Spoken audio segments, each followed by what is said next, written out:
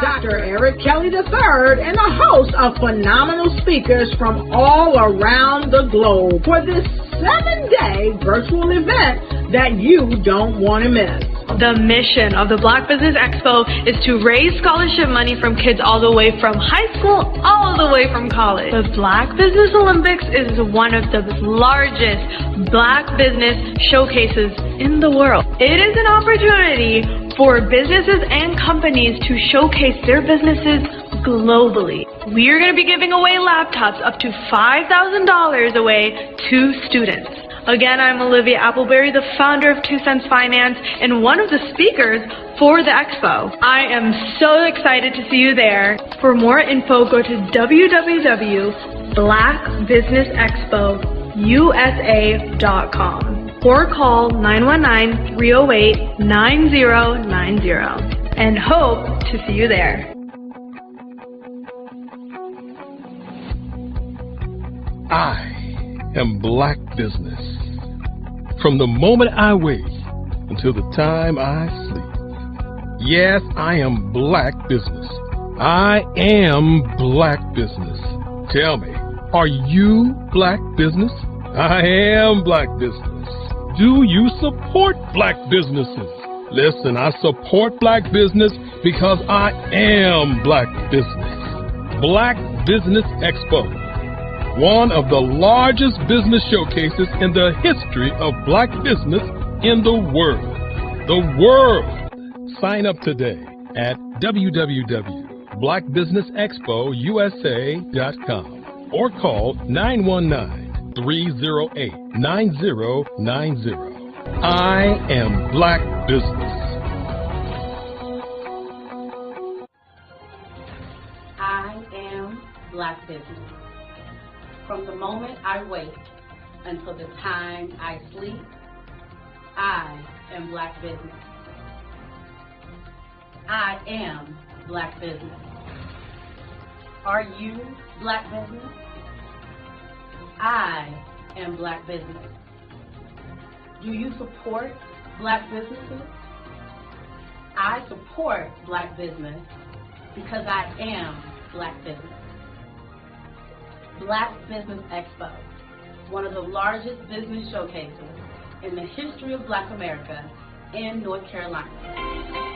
Join Dr. Eric Kelly III and a host of phenomenal speakers from all around the globe for this 7-day virtual event that you don't want to miss.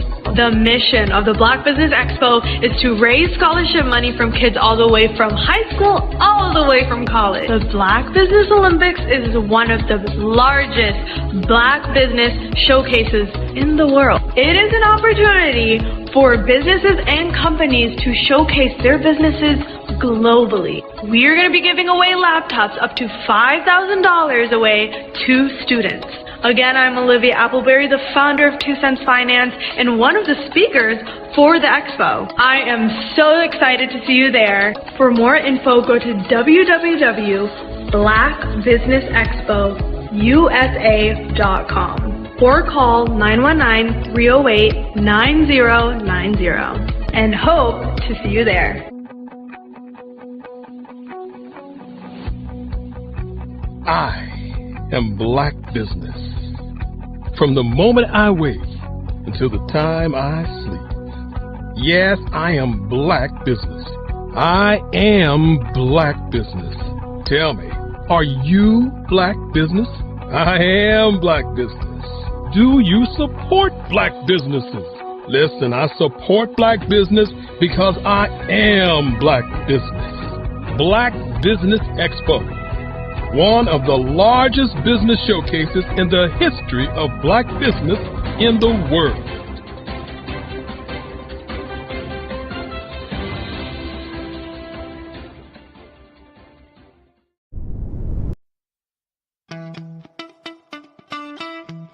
How many times have you been asked to help someone you didn't even know, a student, a business entrepreneur? Or did you ever even ask, where did they end up? That business, that friend, that entrepreneur. Well, just maybe they ended up in a gang, bankrupt, homeless, or worse, dead. Maybe they turn to crime, drugs, and alcohol. Did you ever wonder? Did you destroy their dream, or was your life always so easy? At the Black Business Olympics, we started a movement to help students complete. Give them hope and foster success. Help them to leave their dreams of providing laptops, computers, and up to $5,000 in scholarship funds. Today, we ask you to help a student, a business owner, or an entrepreneur to realize their dream by sponsoring them, supporting them, and buying from them. Consider this. With $1.6 trillion in our Black community, we only ask for a small donation for our students, our businesses, and our entrepreneurs.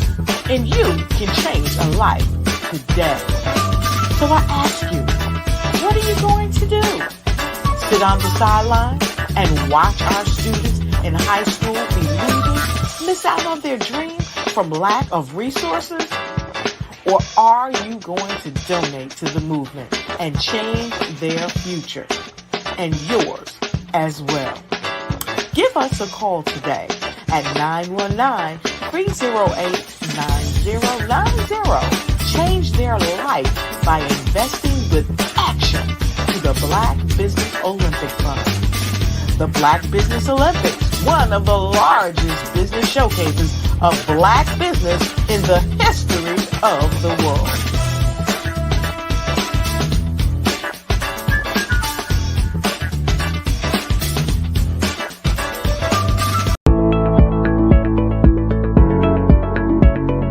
Prepare for what's coming and dominate in economic winter. Stand strong and thrive by showcasing your great products and services globally through the Black Business Network and Black Business Olympics. The Black Business Network has showcased over 2,000 companies with over $7 billion in sales each year. Over 10 million attendees have viewed the rebroadcast each month. Through the Black Business Olympics, unique styles of business training and mentoring are turning students into business owners and entrepreneurial warriors who will dominate in any economy. Gain the ultimate advantage of the Black Business Olympics, 7 days of unbelievable topics and speakers speaking around the globe. Donate your time and experience to provide expertise and scholarships to students worldwide and change the world. Now, more than ever, new insights, tools, strategies, and capabilities are needed. This is your chance for a major presentation to the world. Fill out the form and join the more than 2,000 speakers who have presented to over 200 countries. Join the Black Business Network streaming live into the Metaverse, STEM City, Black Multiverse Enterprises, Hulu, Amazon, YouTube, iHeartRadio, Apple, Facebook, LinkedIn, Pod TV, IBM TV, Spotify, and Google Podcasts. Sign up today. Spaces are limited, and we will see you there.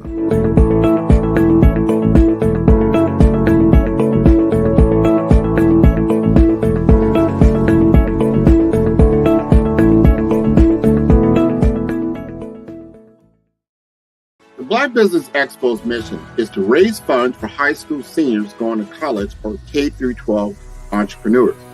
This expo is a fundraiser for students.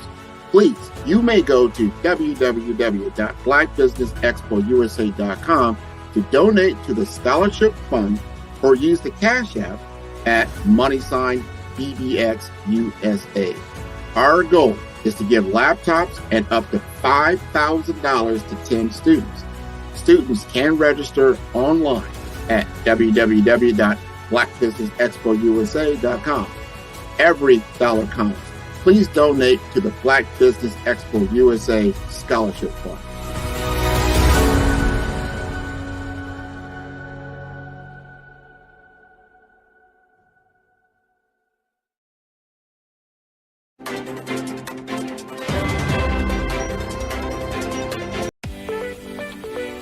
you are in the right place at the right time. The Black Business Network opens again for its Black Business Olympics, a 24/7 broadcast on business, strategies, global branding, social media marketing, finance, advertisement, and much, much more. Featuring the top, most powerful entrepreneurs and speakers and thought leaders from all around the world as they gather together for this phenomenal event. Join the Black Business Network streaming live into the metaverse, STEM City, USA, Black Multiverse, Pod TV, Roku, Hulu, iHeartRadio, Apple TV, YouTube, TikTok, Instagram, Google Podcasts, Facebook, LinkedIn, IBM TV, Spotify, and Twitch. Tune in today and be a part of this amazing movement. The Black Business Olympics welcomes you.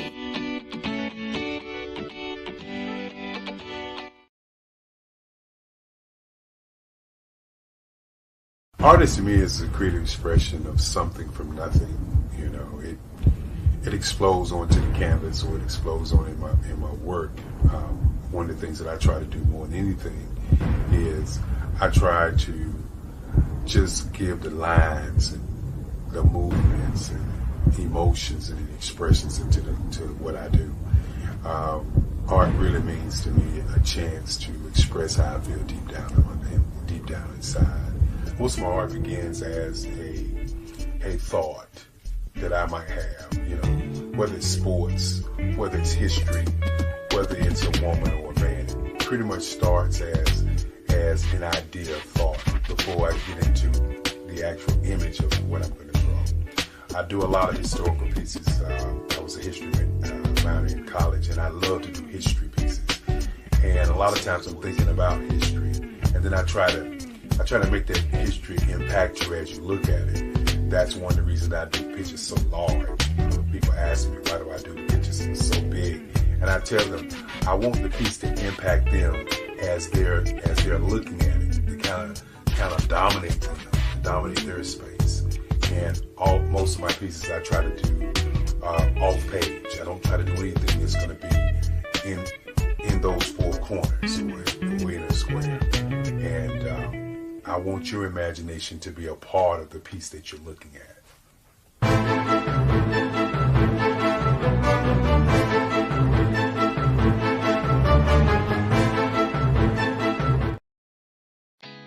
Did you know women represent just 3% of Fortune 500 CEOs and less than 15% of corporate executives at top companies worldwide? Have you wondered what the secrets are to getting into the top ranks, whether in the private or public sector? Do you want to figure out how to stop being held back in your career or passed over for promotion? Then you're in the right place. Hi, I'm Dr. Madeline Ann Lewis, President and CEO of the Executive Women's Success Institute. I have decades of experience in the military, the federal government, and corporate America, and my mission is to help women succeed and tap into their full potential. I want to reach 1 million+ women around the world to become the leaders they are meant to be. So if you want to move into a management or executive level position, or maybe you are a female veteran transitioning out of the military into business entrepreneurship, then reach out to the Executive Women's Success Institute at 301-693-3284. Let us get you on the fast track to success.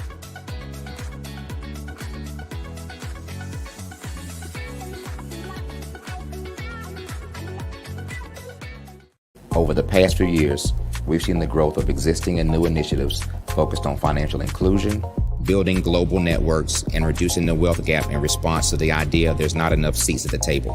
Whether their outcomes are to increase the representation of Black executives on corporate boards, ensure an inclusive global economy, or to create new U.S. African commercial pathways, the strategies are often carried out by separate programs.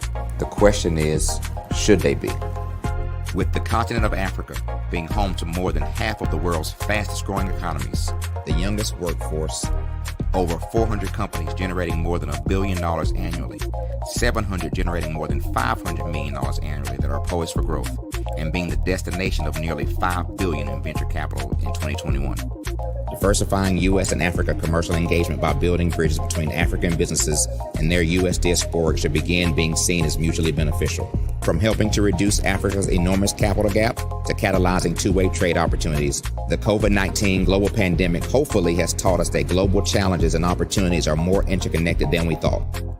During the pandemic, African companies like Unicorn Flutterwave, insurance provider Reliance Health, ride-hailing app Yasir, and 54Gene, the continent's first bank of DNA on people of African descent, proved that when African companies have access to networks, capital, and information, they grow big, grow fast, and create solutions that are valuable to the world.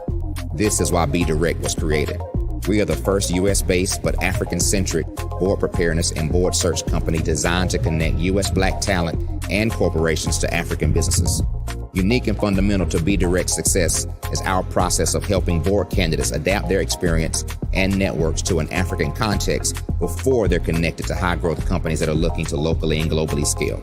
From our focus groups with African business execs and government leaders, we don't ignore the sentiment that business is easy, but people are hard. Having a pool of board candidates with hard-to-access networks and extensive experience across the business life cycle, including successfully raising capital, is table stakes for an initiative like this. So yes, we have that. But corporate or entrepreneurial success in the U.S. does not guarantee success in Africa.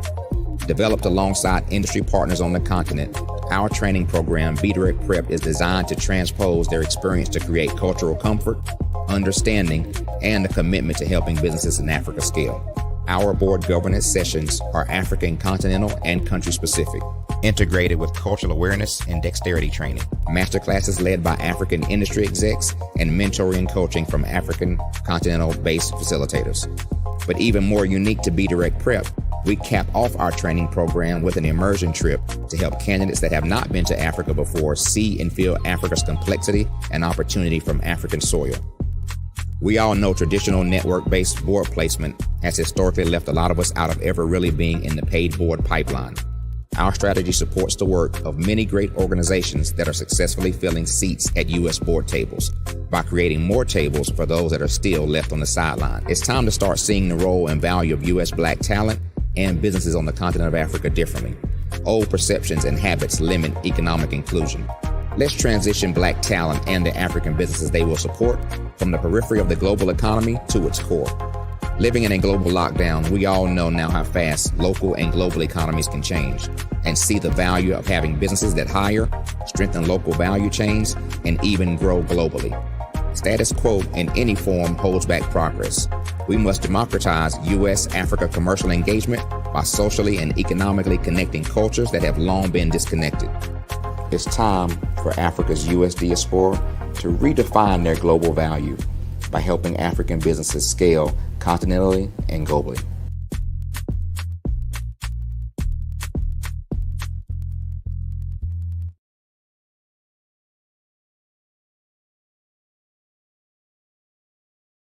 Phenomenal Tanya T. Wise, who is here from the great state of Maryland. Tanya, welcome and thank you for being with us today. Can you indulge our audience a little bit and tell them just a little bit more about who you are and what it is that you do? Well, I love being able to talk to people and have a magnetic attitude, being able to just show them. So I always like to say, level up is Coach at Tanya T. Wise here.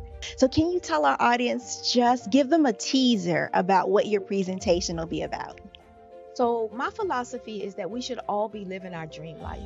So tomorrow I'm going to talk about how you start living your dream life. What are some of the things that you thought about in your childhood that you just kind of let go and dormant? Wow. And I want to reignite that and just give you some pointers and some tips, some tools, some strategies to be able to start living your best life now. And guess what, Rhonda? And leave an inheritance for your legacy. Oh my goodness. Okay, I know that's resonating with a lot of people. I've heard that you have a dynamic coaching program. Can you tell us a little bit more about that? Absolutely. So our coaching program help people that have the lack of time, that lack strategies, and lack the confidence to go after their dream life. So we help them implement tools, we help them implement strategies, as well as give them resources so that they can live their best life now and leave that inheritance. Wow. Oh, I love that. I love the leave the inheritance part. Listen, you are dropping some major nuggets, and I know a lot of what you're saying is resonating with.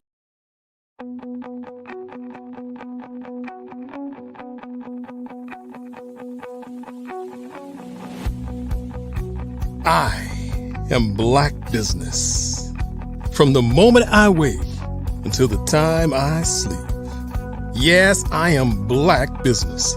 I am Black Business. Tell me, are you Black Business? I am Black Business. Do you support Black businesses? Listen, I support Black business because I am Black Business.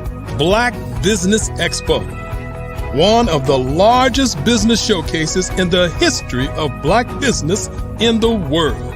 The world! Sign up today at www.blackbusinessexpousa.com or call 919-308-9090. I am Black Business.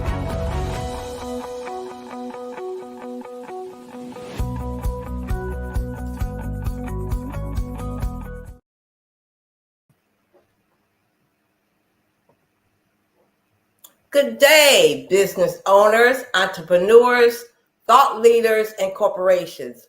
Welcome to the Black Business Network. My name is Kim Smith. I am your business moderator for the edition of the Black Business Network.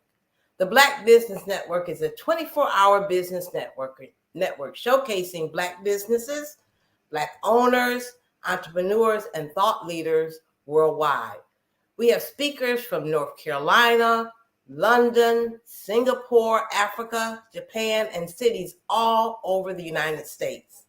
The Black Business Network is a global community sharing its business knowledge to empower, inspire, and educate businesses about business. This evening, our keynote speaker is Dr. Tandra Price. Meet Tandra Price, a dramatic sales professional with over 20 years of experience, based in Oklahoma City, Oklahoma, with a passion for the power of networking. Tandra believes that meaningful connections can unlock incredible opportunities.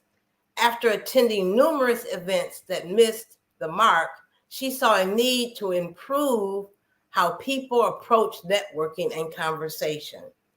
Tandra has since empowered hundreds of entrepreneurs to build strong relationships, create opportunities, and generate residual income through her strategic approach to network development. Her experience working alongside industry leaders has expanded her expertise, and her mission is to inspire and educate entrepreneurs to achieve goals success. Beyond her network work, Tandra co-hosts group discussions, speaks on podcasts, and regularly engages at events, sharing her insights and empowering others to reach their potential. At this time, I'd like to present to you Dr. Tandra Price. Hello. Thank you so much, Kim, for that amazing introduction. I appreciate it. I'm glad to be here at the Black Business Network today to share with you Mastering the Art of Communications. Yes, and genius is common, and I'll see you on the other side. Yes, thank you so much. Hello, everyone. Again, my name is Dr. Tandra Price, and I'm coming to you today to talk to you about my favorite topic, which is Mastering the Art of Communication. Just to give you just a little bit more introduction about me, I am a 2-time best-selling author. I'm the leading authority in the network strategist. my clients call me the networking ninja. I am the visionary behind Tapped In magazine, which is a global recognized publication with over 700 plus thousand online distributions. My passion is really to amplify entrepreneurs' voices to make sure that they're seen, heard, and noticed. When we really talk about how do you master the art of communication, I always like to start off with the most important communication skill is uniquely being interested in deeply understanding someone else. I know that a lot of times we don't think about it like that, but really when we think about how do you master the art of communication, it is along those particular lines. But I'm going to share with you 5 keys about how do we really master the art of communication. And I want to start off with the first one is, I always get this question, what is the best way to start a conversation? We're always trying to kind of really set up the stage when it comes to mastering the art of communication. But the very first thing is, how do you start that conversation? I get that question asked all the time. And the second one, when is the best time to network? I know a lot of times people feel like you have to network only when it comes to networking events or at conferences and things of that nature. But we're going to dive deep into that. When is the best time to network? The third one is we always have to create an action plan. You don't want to go through all the process of, mastering the art of communication, but really don't have a plan. Sometimes we call that plan the follow-up plan. Fourthly, we want to talk about creating a solid networking using LinkedIn, which is one of the platforms that we really sometimes miss out or overlook because we're thinking of LinkedIn in a whole nother different way, but not really utilizing it for networking. And the last thing, we're going to talk about how do we incorporate digital communication with this. A lot of times we have to think about how networking is an investment in your business. It takes time, but when it's done correctly, it can yield great results for years to come. A lot of us don't really think about networking as a part of our business, but it really is. Networking can always be simplified for everyone, whether you're an introvert, extrovert, whether you're in a thriving networking or an event, or if you're just having a challenging, again, starting that conversation. The strategies that I'm going to share with you today have been proven and tested, and they equip you to seamlessly integrate networking into both your business and professional life. We're going to start off with the first 4 steps of the effective communication. So step 1, remember I talked about how do you initially start the conversation. You want to make sure that when you're mastering the art of communication, that it's clear and concise. A lot of times when we go to networking events, and it may be a little bit awkward for us to go into those events, but the very first thing is you want to extend your hand out, give a firm handshake, and say hello. Really, that's it. It is that easy when it comes to starting a communication. You just want to, say hello. We're not trying to, pitch our business or anything out like that. We're just merely trying to just initiate that conversation. So whether that's through a firm handshake or whether that's through just a simple smile. The second thing you clearly kind of want to state is, what's your objective here? Did you come to the event, whether it was to, make new connections, to get new leads, to look at collaborations? You just kind of want to follow those particular steps. The third thing is we always kind of want to talk about what is it that we really want. A lot of times we don't know what it is that we want because we're so conditioned of selling our products and service. We're just really trying to get the information out, what we do, how, what our company is, but people really don't know who you are.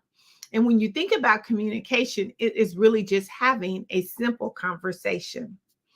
And fourth, you really kind of want to help your, the prospects or the people that you're communicating with, why you are the person that they need to do business with. Why do they want to get your products and services? We want to talk about that. And you want to make sure that they clearly understand without making it seem forceful, without making it seem salesy or pitchy. You can do that through a conversation. And a lot of times we do it mainly when we're in the presence of our own comfort zone. But I want to talk a little bit too about platforms where you can really optimize your effective communication. And some of these, the platforms I'm going to talk about, you may be familiar with them. You probably already use some of them, but you want to make sure that you incorporate these into your daily or weekly or monthly routine. One, we use email as a really good platform, whether you're doing sending out messages or whether you're doing newsletters, which we all should be doing newsletters monthly. Slack is a really good another platform. Microsoft Teams, if you're working with a big team, you're working with corporations, you can use this platform to do effective communication. Zoom is another major platform. Zoom or Zoom Enterprise, they have major components there that you can really structure the communication when you're especially trying to put out a mass message.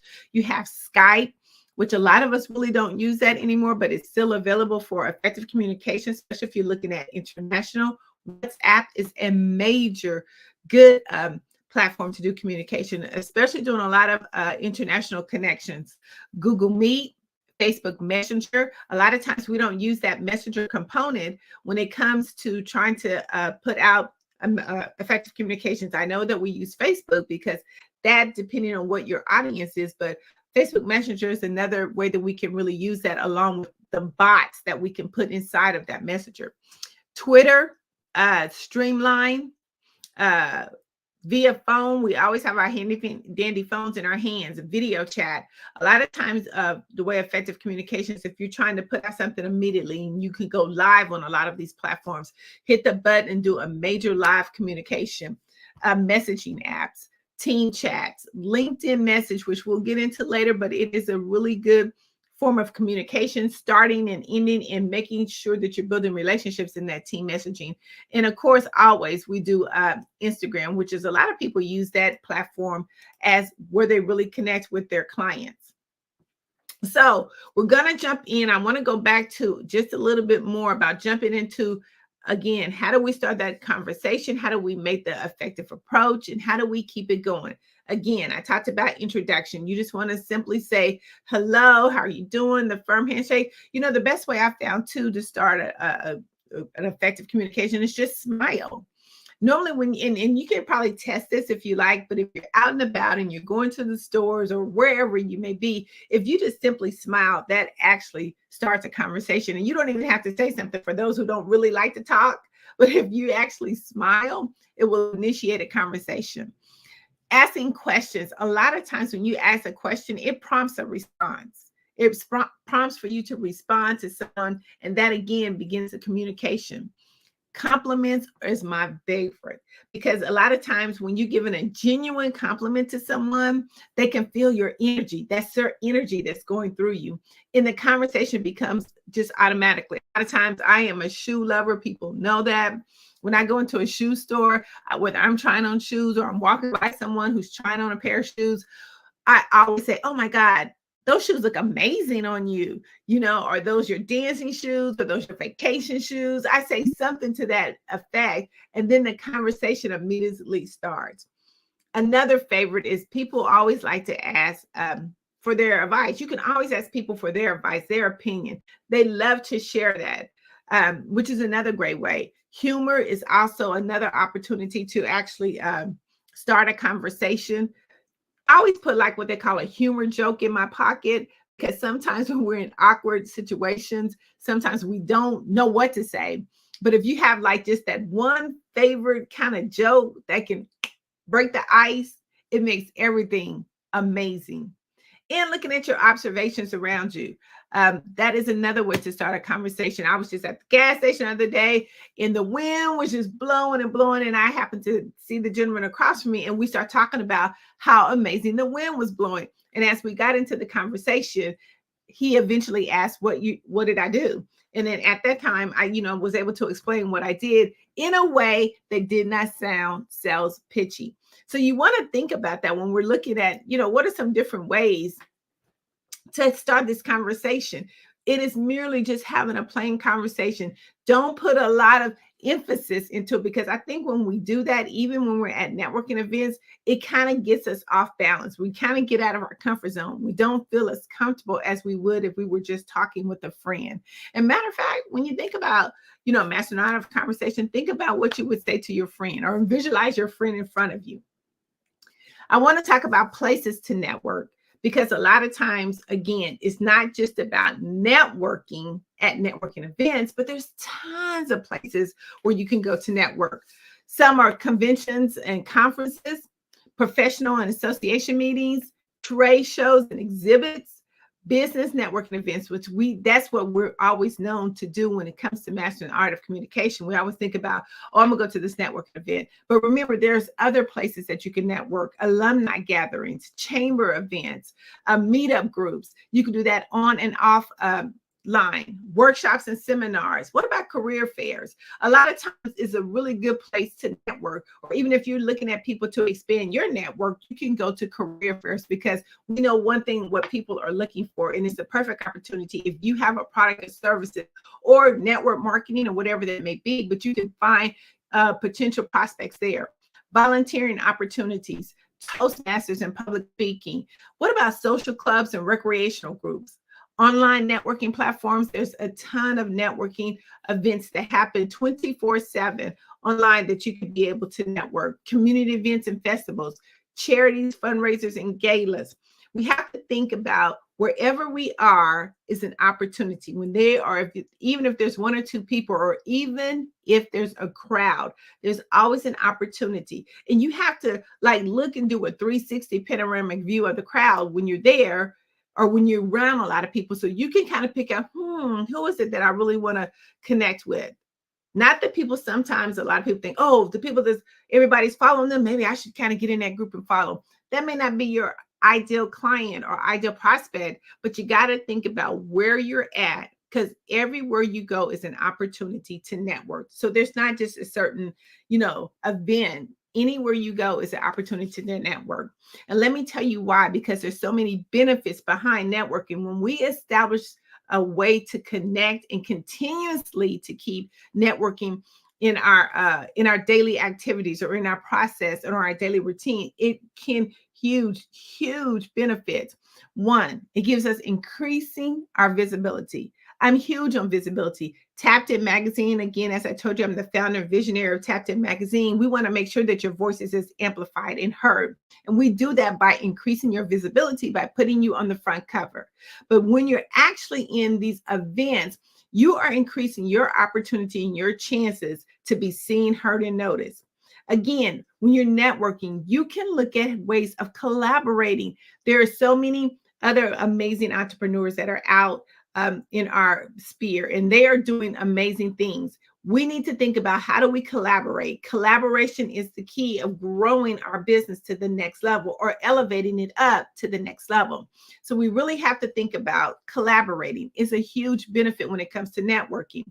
It also gives you access to resources. Now, I am the networking ninja, but I don't think, I always have room for growth. And when we think about the benefits of networking, it can give you growth opportunities, and it can give you resources to a lot of things that you may not be aware of in your business. And I always look at seeing, as each entrepreneur, we need to have what we call a resource pocket. And out of those resource pockets, we should be able to pull out anything that our clients need. And that is the huge benefit of networking, because you're going to gain access to amazing resources.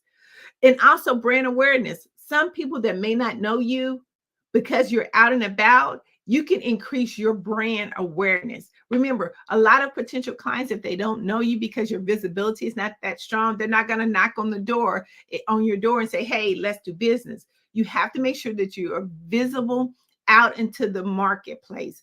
And by networking, it can be such a huge benefit with your brand.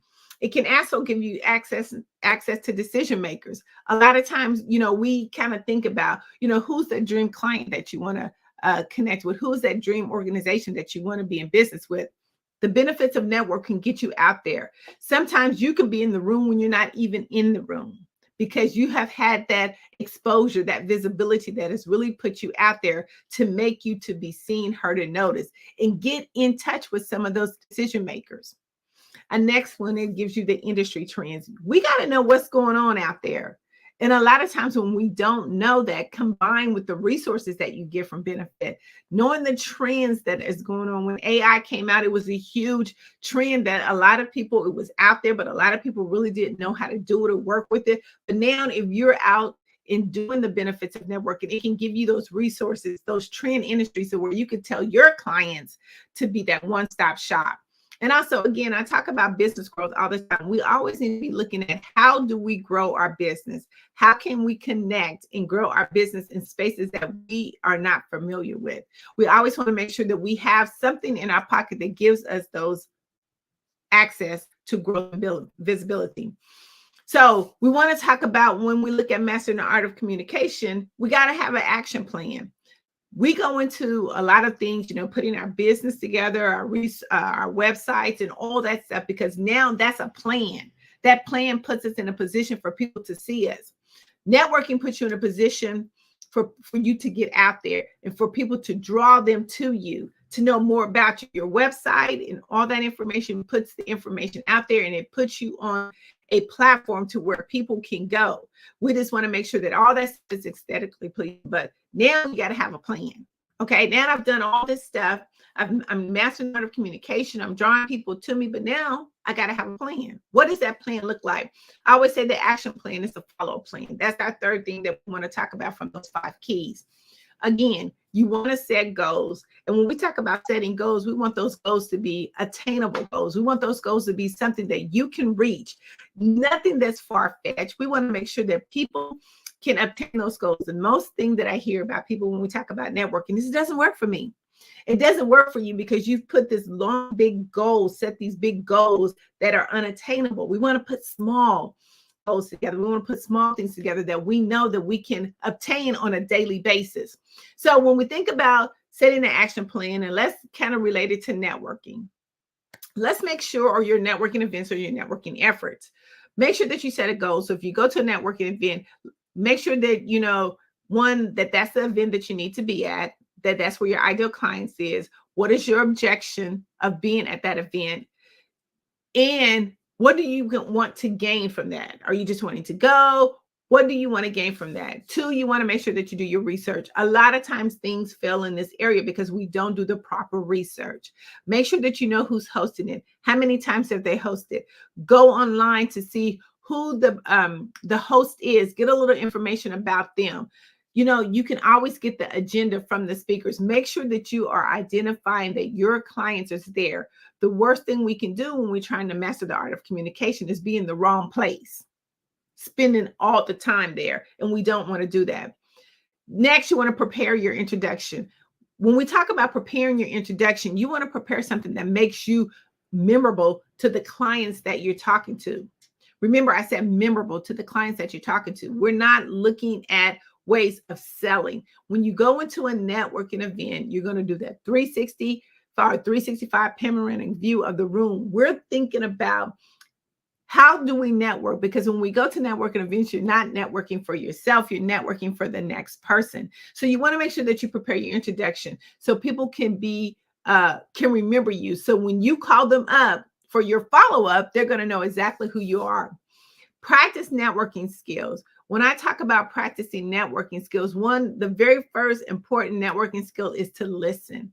I know that we're all going into these events or we're having a conversation and we're so eager to get our information out or our agenda, but we're missing the real agenda from the prospects that we're trying to connect with. So make sure the first thing is that you're listening.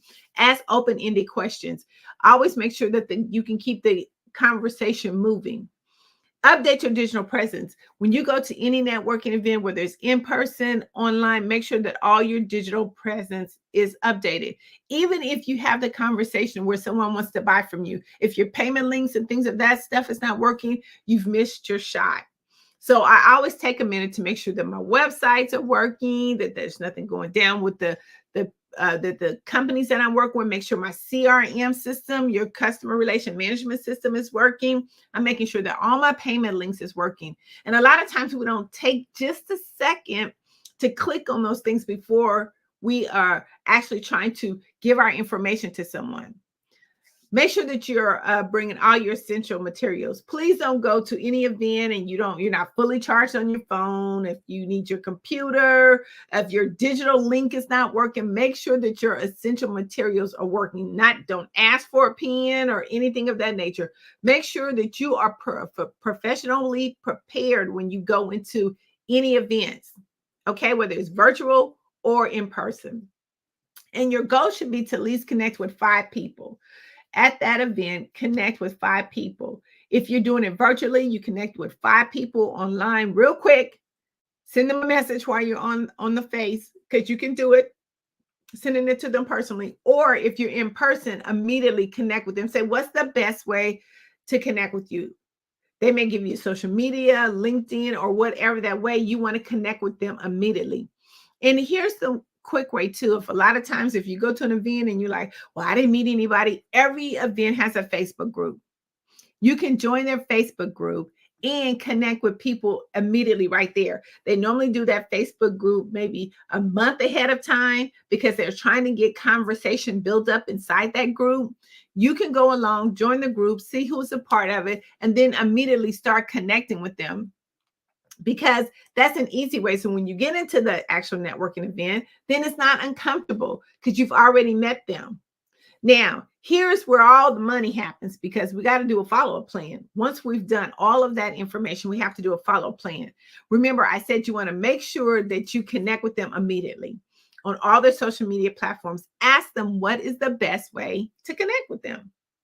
That's the only way that you're going to master the art of communication, if you know how to connect with the prospect that you're actually looking to connect with. Schedule a meeting immediately.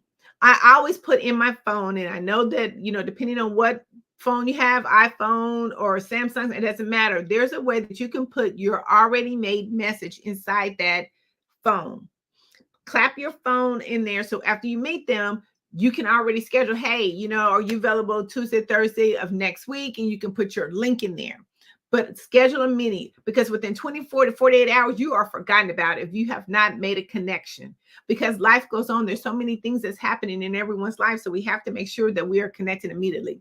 Connect with them on all social media, even if they gave you a best way to connect with them. Say, for instance, they gave you Facebook to connect with them. Okay, so most people, they have Instagram, they have TikTok, they have Twitter. Remember the places that I told you that are good for you to be on those particular platforms? Connect with them immediately. And the reason why you want to connect with them, because you want to get to know a little bit more about them before you actually have the meeting. Make sure that you have a robust CRM system, customer relation management system. If you don't have one, please connect with me, tappedinmagazine.org, and we'll make sure that we get you one. But you want to have a good CRM system, because you can have your CRM system built right into your connections, your scheduled meetings. So after you've actually said, okay, when is the best time to connect with you, all of their information immediately goes into the CRM.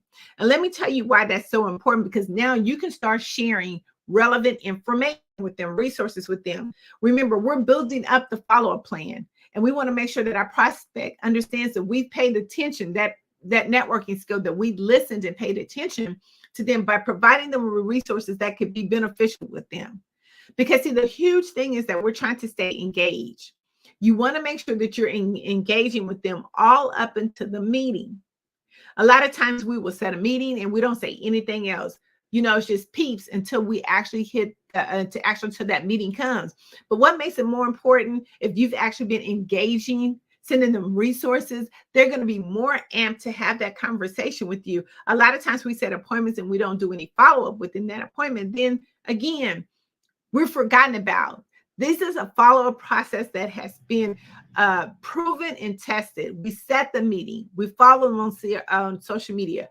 We then turn around and put them into our CRM system. So now we can send them related information that relate to their process, because now I'm staying engaged with them. And then the last thing I do is I set a calendar reminder, not just for that meeting, but I set it for 3 additional meetings after that. Because again, the first meeting is going to be more of an introduction. How'd you like the event? Second meeting is going to be more of a little bit like, what kind of clients are you looking for? And then that third meeting normally should be a meeting where you would be able to have an opportunity to now sell your products and services to them. But we have to keep that going. The follow-up, when they truly say the money's in the follow-up, the money's in the communication. You can call it follow-up, but I'm going to call it the money's in the communication. How I stay actively connected to the person that I've connected with is where the money's going to be. Okay? When you think about effective communicators, I always like to share, what kind of communicator are you and what kind of communicator are you looking for when you go into a networking event? I'm going to run through these really quickly. So I hope you have your pen and paper. The first one is a social butterfly. Whether you're in person or in virtually, these are all communicators that work the same. Social butterfly is the person who's going to be, I don't want to say the loudest, but the person who's going to be the most energetic, that's talking, that's drawing people over to them, telling them, hey, come over here, let me introduce you. That social butterfly may be a person that is you, or maybe a person in the networking event that you want to connect with, because you know that they are talking to other people and then they can connect you with people. The second one is the experts. When you go into a networking event, you have people who are just expert in their field. They're not looking to network. They're there just to tell you information about what they do. They're not going to do anything else. They're not going to try to network. They're just going to be in a huddle group, maybe with their hands crossed, just kind of telling other people what they do. The third one is FOMO. This is where people are fear of missing out. So you're going to find these people wanting to know what's the next networking event. Where are we going after this event?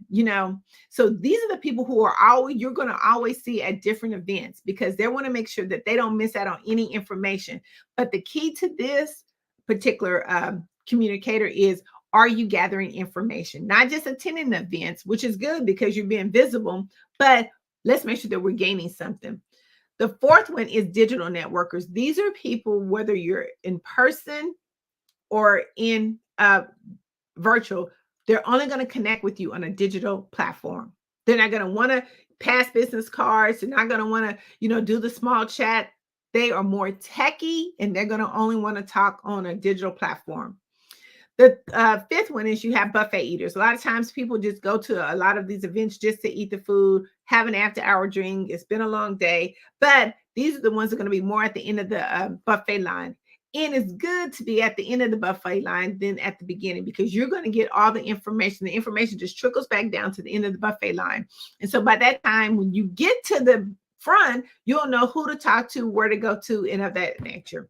The next one is relationship builders. These are people who are definitely going to just build relationships. They're going to make sure that they, again, are seen, heard, and noticed, but they're building relationships.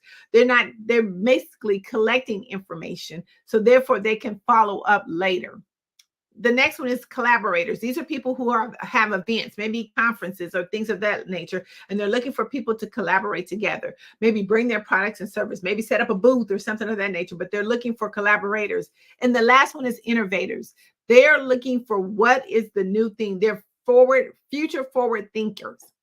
They're looking at what's happening in the future. What can we put together? What are they putting together that maybe you want to chime into? We have to think about what those communicators are. Now, the cool thing about this is you have to determine, are you one of those effective communicators, or do you want to be connected to one of those communicators? That's a decision when we think about effective communication, because that's going to set you up to be able to do and help the clients that you need. We want to jump into LinkedIn real quick, because LinkedIn is a platform, again, that is so overly looked, and a lot of times we don't think about it, but it has over 810 million users on LinkedIn, and it is a free platform.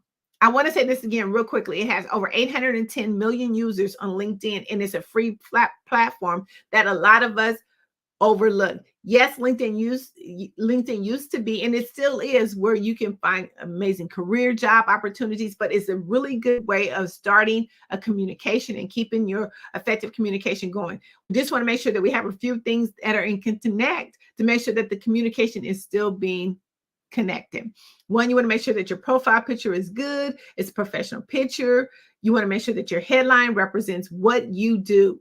Do not have a blank headline, because that does not help you. Make sure that your headline represents what you do. Make sure that you have some highlights. Again, maybe some videos, you talking in person, put some reels on there. Make sure that your summary speaks to what you do. Even if you're an entrepreneur, you can actually put into your summary some things that you do, some things that you have changed. Don't make it so jobby like, but you want to make sure as an entrepreneur, how can I help you?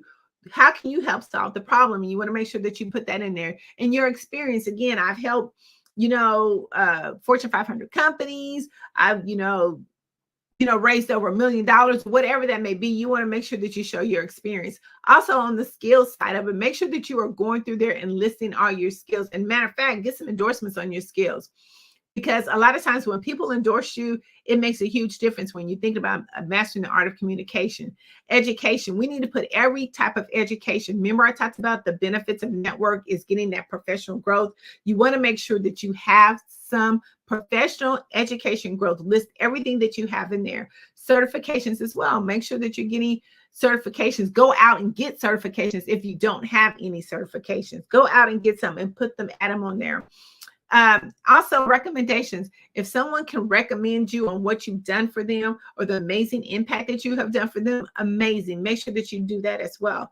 We talked about volunteer services and causes. A lot of times when people look at your profile on the LinkedIn, they want to know what you're passionate about, what your heart is about. And that's where you can put that into your volunteer and causes. We also want to make sure that we're highlighting our media experts. If you've been in any magazines such as TAPIN, TAPIN magazine, you want to make sure that you're putting your cover picture there. Talk about your article in there. Put the month and year you were in there. If you've been on some of our press release, make sure that you're adding your press release in there. Anything that can highlight and hype what you're doing, to say that when people go through there, it's showing your credibility and your authority in your industry. And make sure that you stay engaged with people when it comes to LinkedIn. A lot of times we just don't do it. We don't want to stay engaged, but the global visibility is what we need. And let me tell you why. When we talk about switching it from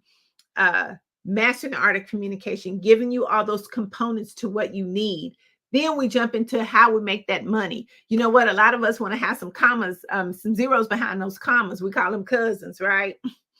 Then we want to go up into how do we take this and put it on a platform that's free, that has over 810 million users on it. And those are giving you the straight decision makers. It's a difference when you think about LinkedIn, because it's not like some of the other social medias. You have an opportunity to jump into their email, their inbox, and have a personal conversation with them versus on a lot of other different platforms. I want to switch our hands real quick to global visibility. That's where TAPIN magazine comes in. And let me tell you why it's so important. Again, we have over 700 plus line distributions. We are in a lot of different markets. TAPIN magazine does a lot of collaboration. It's not just a magazine. We're having fun, but we're also expanding our network and getting you in front of a lot of other network or decision makers that maybe you haven't had an opportunity to do. But we're always looking at cross-pollination when we come to our publication. The key benefits is that it really matters, because it puts your visibility, it puts you in a position that matters the most. A lot of times we don't think about that. Statistics says entrepreneurs, even business owners, need to be in publications anywhere between 12 to 14 times a year. We need to make sure that we are circulating those publications. Every time one of your prospects or clients are looking, they can find you in those publications, because you are giving your authority and your credibility the visibility that it needs. That's why it matters the most. Again, it strengthens your brand. It strengthens your brand when you are on a global scale within, again, such as TAPIN magazine. It's going to strengthen your brand, because that's a global publication. It's getting you in Nigeria, Africa, just like we're here on the Black Business Expo. It's giving you that exposure that you need to put you in different markets. It also helps you to amplify your voice. It helps you to reach audience and make your message so impactful. And then again, it puts you on multiple platforms. It extends your reach way across other platforms that you would have never imagined that it would do. And we have to think about this when we're thinking about mastering the art of communication. Again, this is a daily process that you use. When we talk about global, let's think the Black Business Network is a global. We TAPIN magazine are collaborating or collaborations with the Black Business Network. We in Black Business Network and TAPIN magazine together. So just imagine this amazing, huge platform that we are putting you on, and then we're putting you inside a magazine. See, a magazine turns into a statement piece. We look at magazines and we put them in when you go into like your conferences or you go into your meeting. How amazing is it that you can leave something tangible in their hands that they can remember you by? Remember when I said one of the keys in mastering art of communication is how do you make yourself memorable? You go to a meeting, have an amazing, successful meeting. It gets you into doors that you wouldn't normally be able to get into, and then you leave a amazing, beautiful hardcover, tapped-in magazine publication with a 2-page spread talking about your business. We've amplified your voice. We're highlighting your voice. When they put you or when they're looking for you and they Google you, they can find that you're under Tapped In magazine. So we got to think about when we master the art of communication, these are the components that we look for. These are the components that your client is looking for. They're not looking for, you've been here a little bit. We're looking for what is the longevity? What is your plan for the future? How can I incorporate my business inside of what you're doing? And this is where we come into mastering the art of communication. We're looking for those walking billboards. We're looking for people to help us be in the rooms that we're not in yet. And that's what, again, Tapped In Magazine does for you. We put you in the rooms that you're not quite in yet because we're giving you a global exposure. Black Business Network is putting you in the room when you're not there. And this is how you master the art of communication, because we're connecting those into our daily routine on a daily basis. And we're using one of the major platforms. When you talk about, I have an idea of being a part of this organization, but this is how we put you into these organizations. Again, we start out with, a platform that has 810 million users. Our LinkedIn Bootcamp shows you how to authentically do that. Our bootcamp camp shows you how to master your profile, your LinkedIn profile, so you can have the conversation. So when you have those SEOs, that it's hitting the key optimization. So when people are pulling you up, that they know exactly who you are. This is what we do when it comes to mastering the art of communication. We want to make sure that you are where you need to be and the conversation can go seamlessly, flow into the things that you needed to do. But when we think about it, we have to make sure that we have the right tools and the right platforms that we need in order to do that. And by mastering the art of communication, this is what it allows you to do. So let us be able to work with you with the Tapped In Magazine, and you can go to our website. It's TAPIN magazine.org. You can go there. You can find out and look at all of our other publications. You can look at how you can get into our boot camp. You can look at a part of the events that we do throughout the year.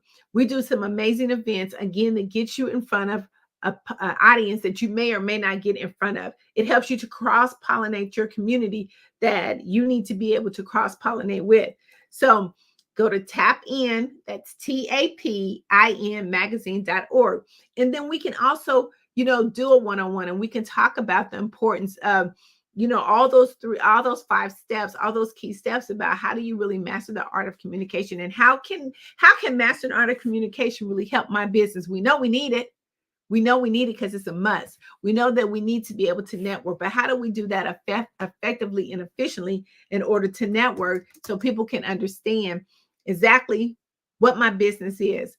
And we can actually put you on platforms, speaking platforms, again, to get you even more exposure. Tapped In Magazine has the opportunity to not only just put you in magazine, podcast, TV, news press. We have multiple things that we do. We even have some of our potential clients who are wanting to get into certain events. We can get you to go to those events, and you can be the spokesperson and amplify your business at the same time. So we want to make sure that you are part of mastering the art of communications, and we want to make sure that we give you those skills and opportunities to do that as well. We want to make sure that you are what? Seen, heard, and noticed. And we're going to do that in as many ways as that we can. And we want to make sure that you are just as efficient when it comes to going to networking events, whether it's virtual or in person. We want to make sure that you are doing and maximizing your time. We want to make sure that you're having fun, that you're loving it, you're enjoying what you're doing, and people can see that energy coming from you when you're there. So make sure that you, again, connect with us at Tapped In Magazine. I'm going to spell it out again. It's TAPIN magazine.org. We'll also be doing a lot of major events. And matter of fact, if you want to be a part of our Christmas edition, we're throwing a special opportunity. Now, let me tell you about our Christmas edition because I'm so super excited about that. When you look at the holidays, it's coming to the end of the year, and you want to give your clients an amazing gift, even a stocking stuffer for your family. We have a lot of clients who's a part of our Christmas edition. We're running an amazing special that you cannot not take advantage of. You have to go to TAPIN magazine.org, and you can get all the information. But if you're looking for something to give to your clients at the end of the year, what an amazing, amazing gift that you can give them with you being on the front cover of a global publication, which is Tapped In Magazine. And then you can actually utilize that to promote yourself going into 2025 with what you have doing. And a lot of times we think about, the publications. You can also put some clients inside that publication. Or even if you're looking to advertise, you got an advertising, we're going to do what we call a book club in our upcoming magazine. And for those who want to if you've done an anthology or if you have written your own book and you want to put it into a different audience, we're going to do something really sweet and special. It's going to be called the book club, because I know a lot of times we don't think about that when it comes to what's out there. How do we support and help other people? But again, we're trying to get the resources that is out there. So people are telling their stories. And a lot of times we don't get to hear those stories, but we're going to do a book club. And the book club is going to allow you to be able to search some of the books that have been done for 2024. How did these amazing entrepreneurs amplify their business? How did they level up in their business? We want to know. We want to know that secret sauce, right? We want to know what the secret sauce is of how they were able to elevate their business. So we're going to make sure that we do a book club, so you can be on the lookout for that. If you want to be a part of the book club, just let us know. Again, our team is ready and available. You go to TAPIN, that's TAPIN magazine.org. You can go there and get information about our publications, all of the covers of people who's on it, some of the events we're a part of. You can get our Christmas special. It's only going to last for a certain amount of time. So you want to make sure that you jump in as soon as possible as you can. So make sure that you jump in on that. Pay attention to the book club, because we want to make sure that, you're getting some of these resources that we have available. Go to TAPIN, TAPIN magazine.org. Dr. Price, we salute you. Thank you so very much. Thank you for being with us and sharing this invaluable information. Your expertise is on point, and I really enjoyed everything that you shared with us today. So at this time, I just wanted to give you a little moment after I said that, if there's anything else that you want to say in closing. No, listen, I'm looking forward to, again, connecting with each and every one of you. Go to our boot camp. Be a part of our Christmas holiday edition. Again, Tapped In Magazine, TAPIN magazine.org. And I'll see you. Absolutely. And genius is common. And we'll see you at the top on the other side. Thank you.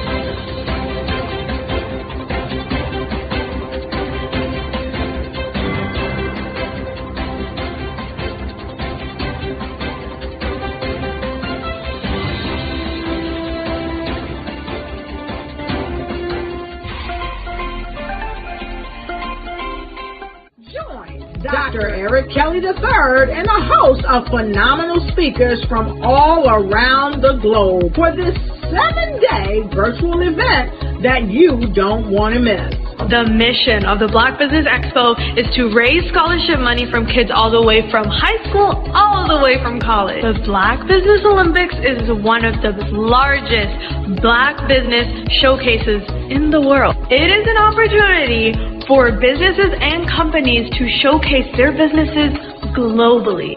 We are going to be giving away laptops up to $5,000 away to students. Again, I'm Olivia Appleberry, the founder of 2 Cents Finance and one of the speakers for the expo. I am so excited to see you there. For more info, go to www.blackbusinessexpousa.com or call 919-308-9090 and hope to see you there. I am Black Business. From the moment I wake until the time I sleep. Yes, I am Black Business. I am Black Business. Tell me, are you Black Business? I am Black Business. Do you support Black businesses? Listen, I support Black business because I am Black Business. Black Business Expo, one of the largest business showcases in the history of Black business in the world. The world! Sign up today at www.blackbusinessexpousa.com or call 919-308-9090. I am Black Business. I am Black Business. From the moment I wake until the time I sleep, I am Black Business. I am Black Business. Are you Black Business? I am Black Business. Do you support Black businesses? I support Black business because I am Black Business. Black Business Expo, one of the largest business showcases in the history of Black America in North Carolina. Join Dr. Eric Kelly III and a host of phenomenal speakers from all around the globe for this 7-day virtual event that you don't want to miss. The mission of the Black Business Expo is to raise scholarship money from kids all the way from high school, all the way from college. The Black Business Olympics is one of the largest Black business showcases in the world. It is an opportunity for businesses and companies to showcase their businesses globally. We are going to be giving away laptops up to $5,000 away to students. Again, I'm Olivia Appleberry, the founder of 2 Cents Finance and one of the speakers for the expo. I am so excited to see you there. For more info, go to www.blackbusinessexpousa.com or call 919-308-9090 and hope to see you there. I am Black Business. From the moment I wake until the time I sleep. Yes, I am Black Business. I am Black Business. Tell me, are you Black Business? I am Black Business. Do you support Black businesses? Listen, I support Black business because I am Black Business. Black Business Expo, one of the largest business showcases in the history of Black business in the world.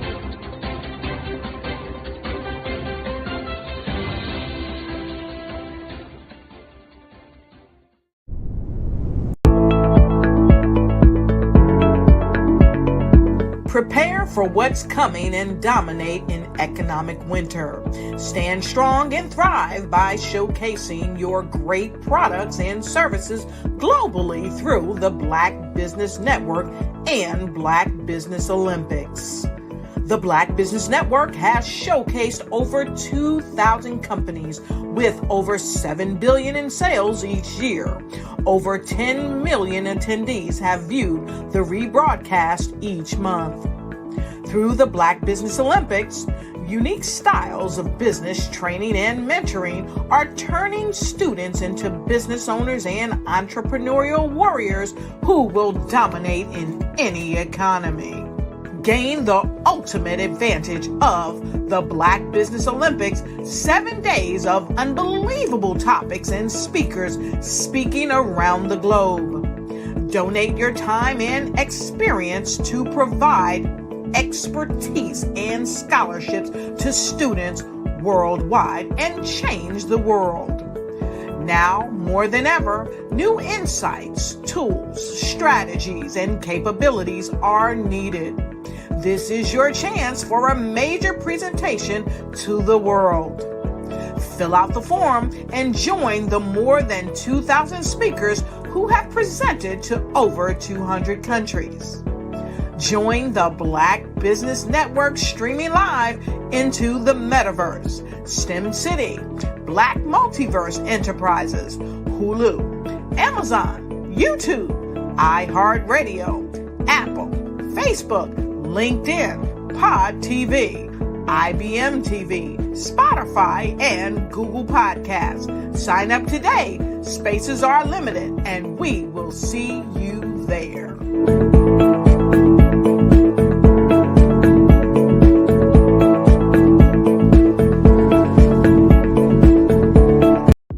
The Black Business Network and Black Business Olympics are essential platforms for Black business owners globally. They provide the tools and support you need to succeed in today's competitive marketplace. Join us today as we collaborate together with businesses from around the world to support our children, students, and young future entrepreneurs, Black businesses, and corporations. We raise funds for students going to college and young entrepreneurs who are aspiring to be business owners, and we invite you to be a contributor today.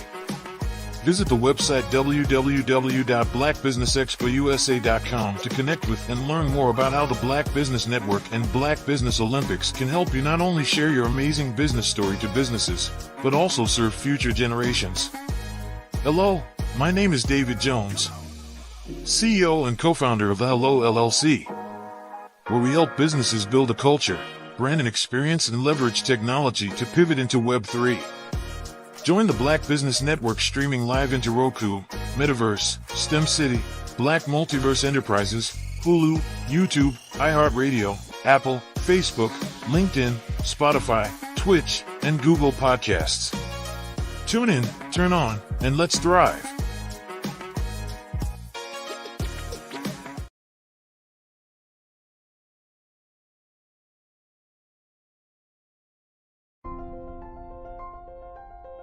What if you could build your own city? A place where every child can find nurturing people to help them achieve their full potential. A place where every adult can access job training support. Where health education is abundant. Where social justice ruled the land. A place without limitations. Welcome. You have arrived at STEM City USA. It is what every city should be. A safe and trusted community where you find people and resources to help you become everything you are and beyond. STEM City is unlike anything you have ever experienced.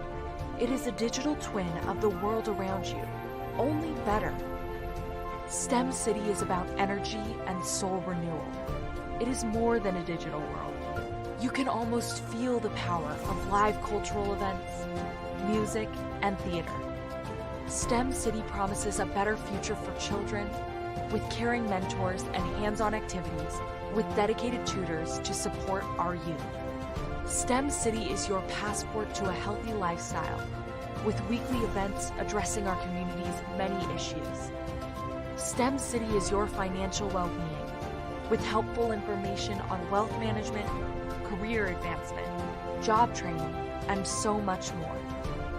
STEM City is the community you deserve. It is the city where your dreams can come true. STEM City USA. A place in the sky that is accessible to all who reach for the stars.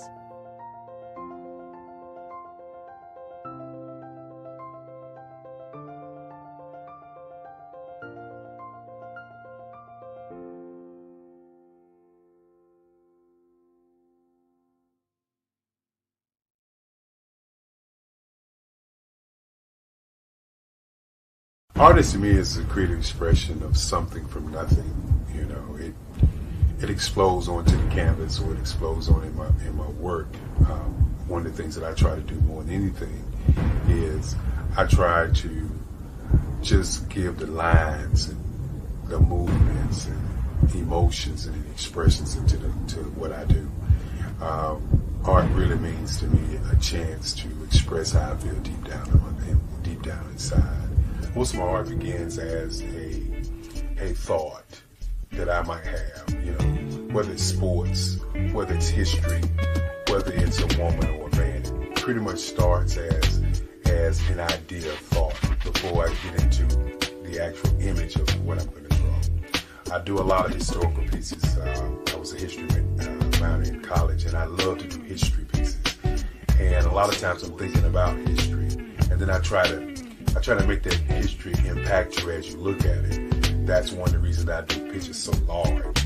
People ask me, why do I do the pictures so big? And I tell them, I want the piece to impact them as they're looking at it, to kind of dominate them, dominate their space. And most of my pieces I try to do off page. I don't try to do anything that's going to be in those four corners or in a square. And I want your imagination to be a part of the piece that you're looking at.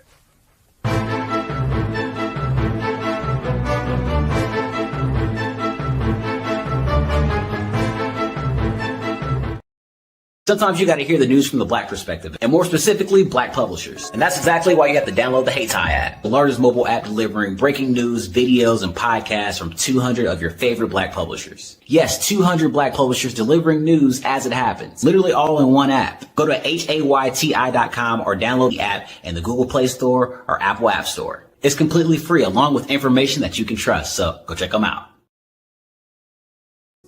Follow the Brand TV broadcast host, Grant McGaugh, as he visits with top executives and entrepreneurs to find out their secrets of success with their personal brand. Follow the Brand TV broadcast host as he focuses on brand development to build better relationships, bring value to your business, relationships, and career. You will enjoy listening to each episode that is tailored to speak to you directly. If you're looking for this type of clarity in terms of building your brand, you have tuned into the right station. Each episode will help you to shape a conversation in the 5-star BDM network of 20,000 professionals and become a springboard for your corporate engagement and business opportunities. Each guest will frame their story in the areas of personal branding, business development, career development, financial empowerment, and technology innovation. Grant McGaugh explains why he is the CEO and owner of his own professional career. Grant is an accomplished business leader and entrepreneur who wants to give back to individuals to grow their personal brand strategy. Tune in as he weaves his story about new possibilities, while to you exceed expectations. If you love storytelling, this show will make for fun.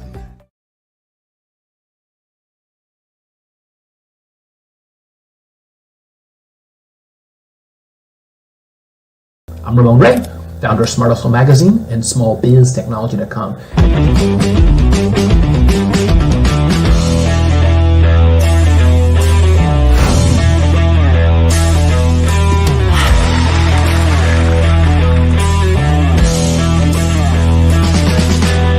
You're here today to celebrate small business success. Stand up on your feet.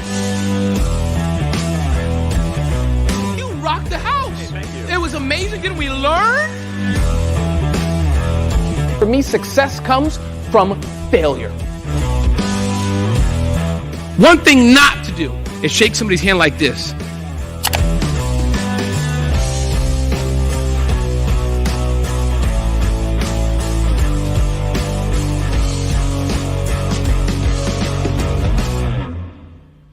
phenomenal Tanya T. Wise, who is here from the great state of Maryland. Tanya, welcome and thank you for being with us today. Can you indulge our audience a little bit and tell them just a little bit more about who you are and what it is that you do?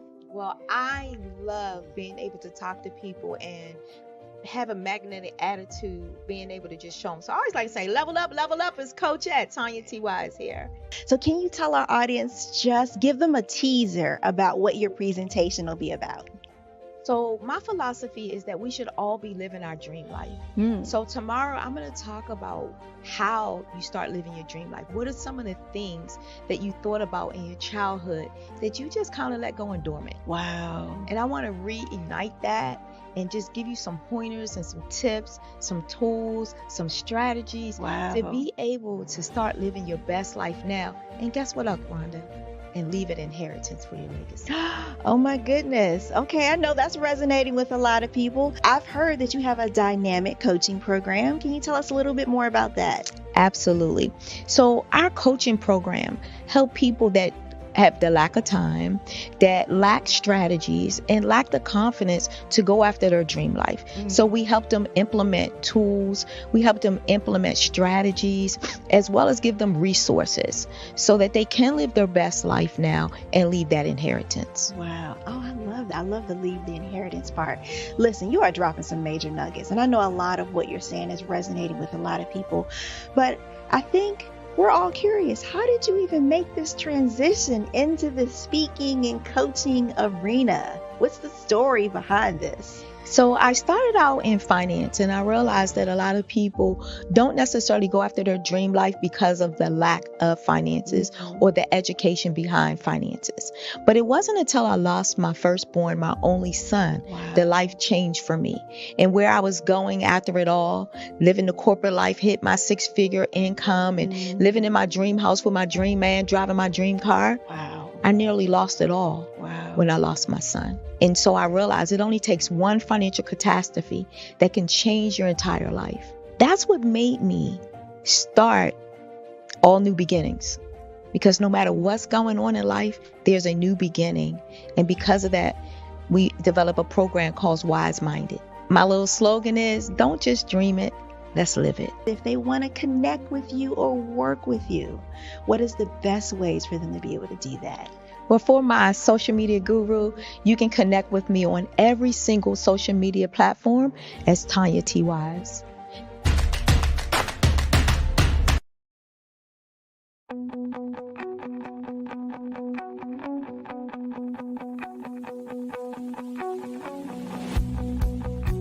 I am Black Business. From the moment I wake until the time I sleep. Yes, I am Black Business. I am Black Business. Tell me, are you Black Business? I am Black Business. Do you support Black businesses? Listen, I support Black business because I am Black Business. Black Business Expo, one of the largest business showcases in the history of Black business in the world. The world!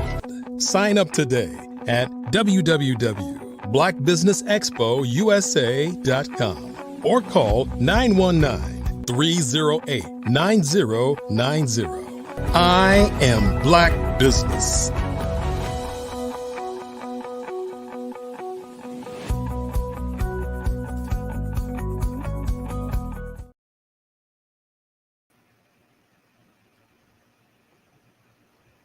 Good day, everyone. Business owners, entrepreneurs, thought leaders, and corporations. Welcome to the Black Business Network. My name is Kim Smith. I'm your business moderator for this edition of the Black Business Network. The Black Business Network is a 24-hour business network showcasing Black businesses, Black owners, entrepreneurs, and thought leaders worldwide. We have speakers from North Carolina, London, Singapore, Africa, Japan, and cities all over the United States. The Black Business Network is a global community sharing its business knowledge to empower, inspire, and educate businesses about business. We're doing a fireside chat at this time with Rashad Webb. I present to you Rashad Webb. Genius is coming. Hey everyone, it's Grant McGaw, CEO of 5-Star BDM and host of the award-winning Follow the Brand podcast and TV series, where I help you to build a 5-star brand that people will follow. My genius is personal brand development through intelligent communication and helping you achieve your business and career goals. I am a requested speaker on digital technology and brand development issues. I want to work with you to increase the value of your current opportunities while attracting new ones. Every one of you is unique, and we all share challenges that can be addressed through smart branding. As a super connector, I work with you as an executive coach to guide you along the complicated business and career development road, providing the enhancement tools and information you need to succeed. Together, I will help you succeed in today's challenging business climate. I will evaluate and measure your progress. Best of all, I am right alongside you every step of the way. Build the brand called you. Genius is coming.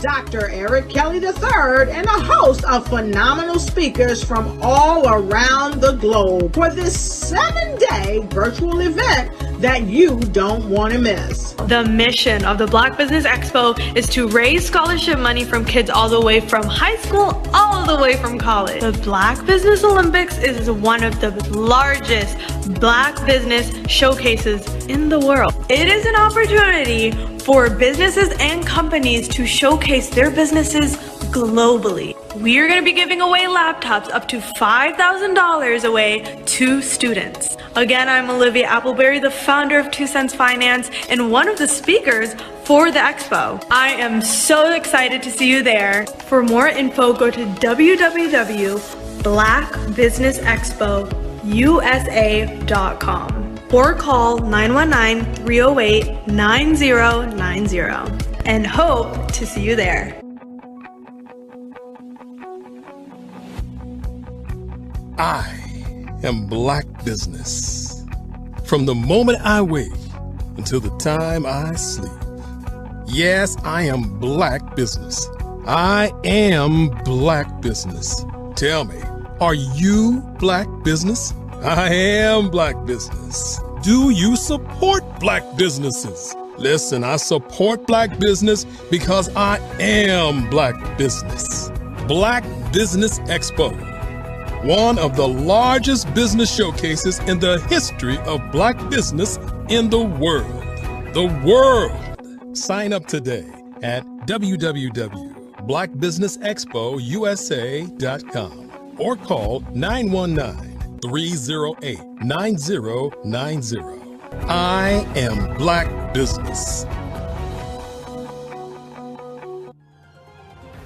I am Black Business. From the moment I wake until the time I sleep, I am Black Business. I am Black Business. Are you Black Business? I am Black business. Do you support Black businesses? I support Black business because I am Black business. Black Business Expo, one of the largest business showcases in the history of Black America in North Carolina. Sign up today at www.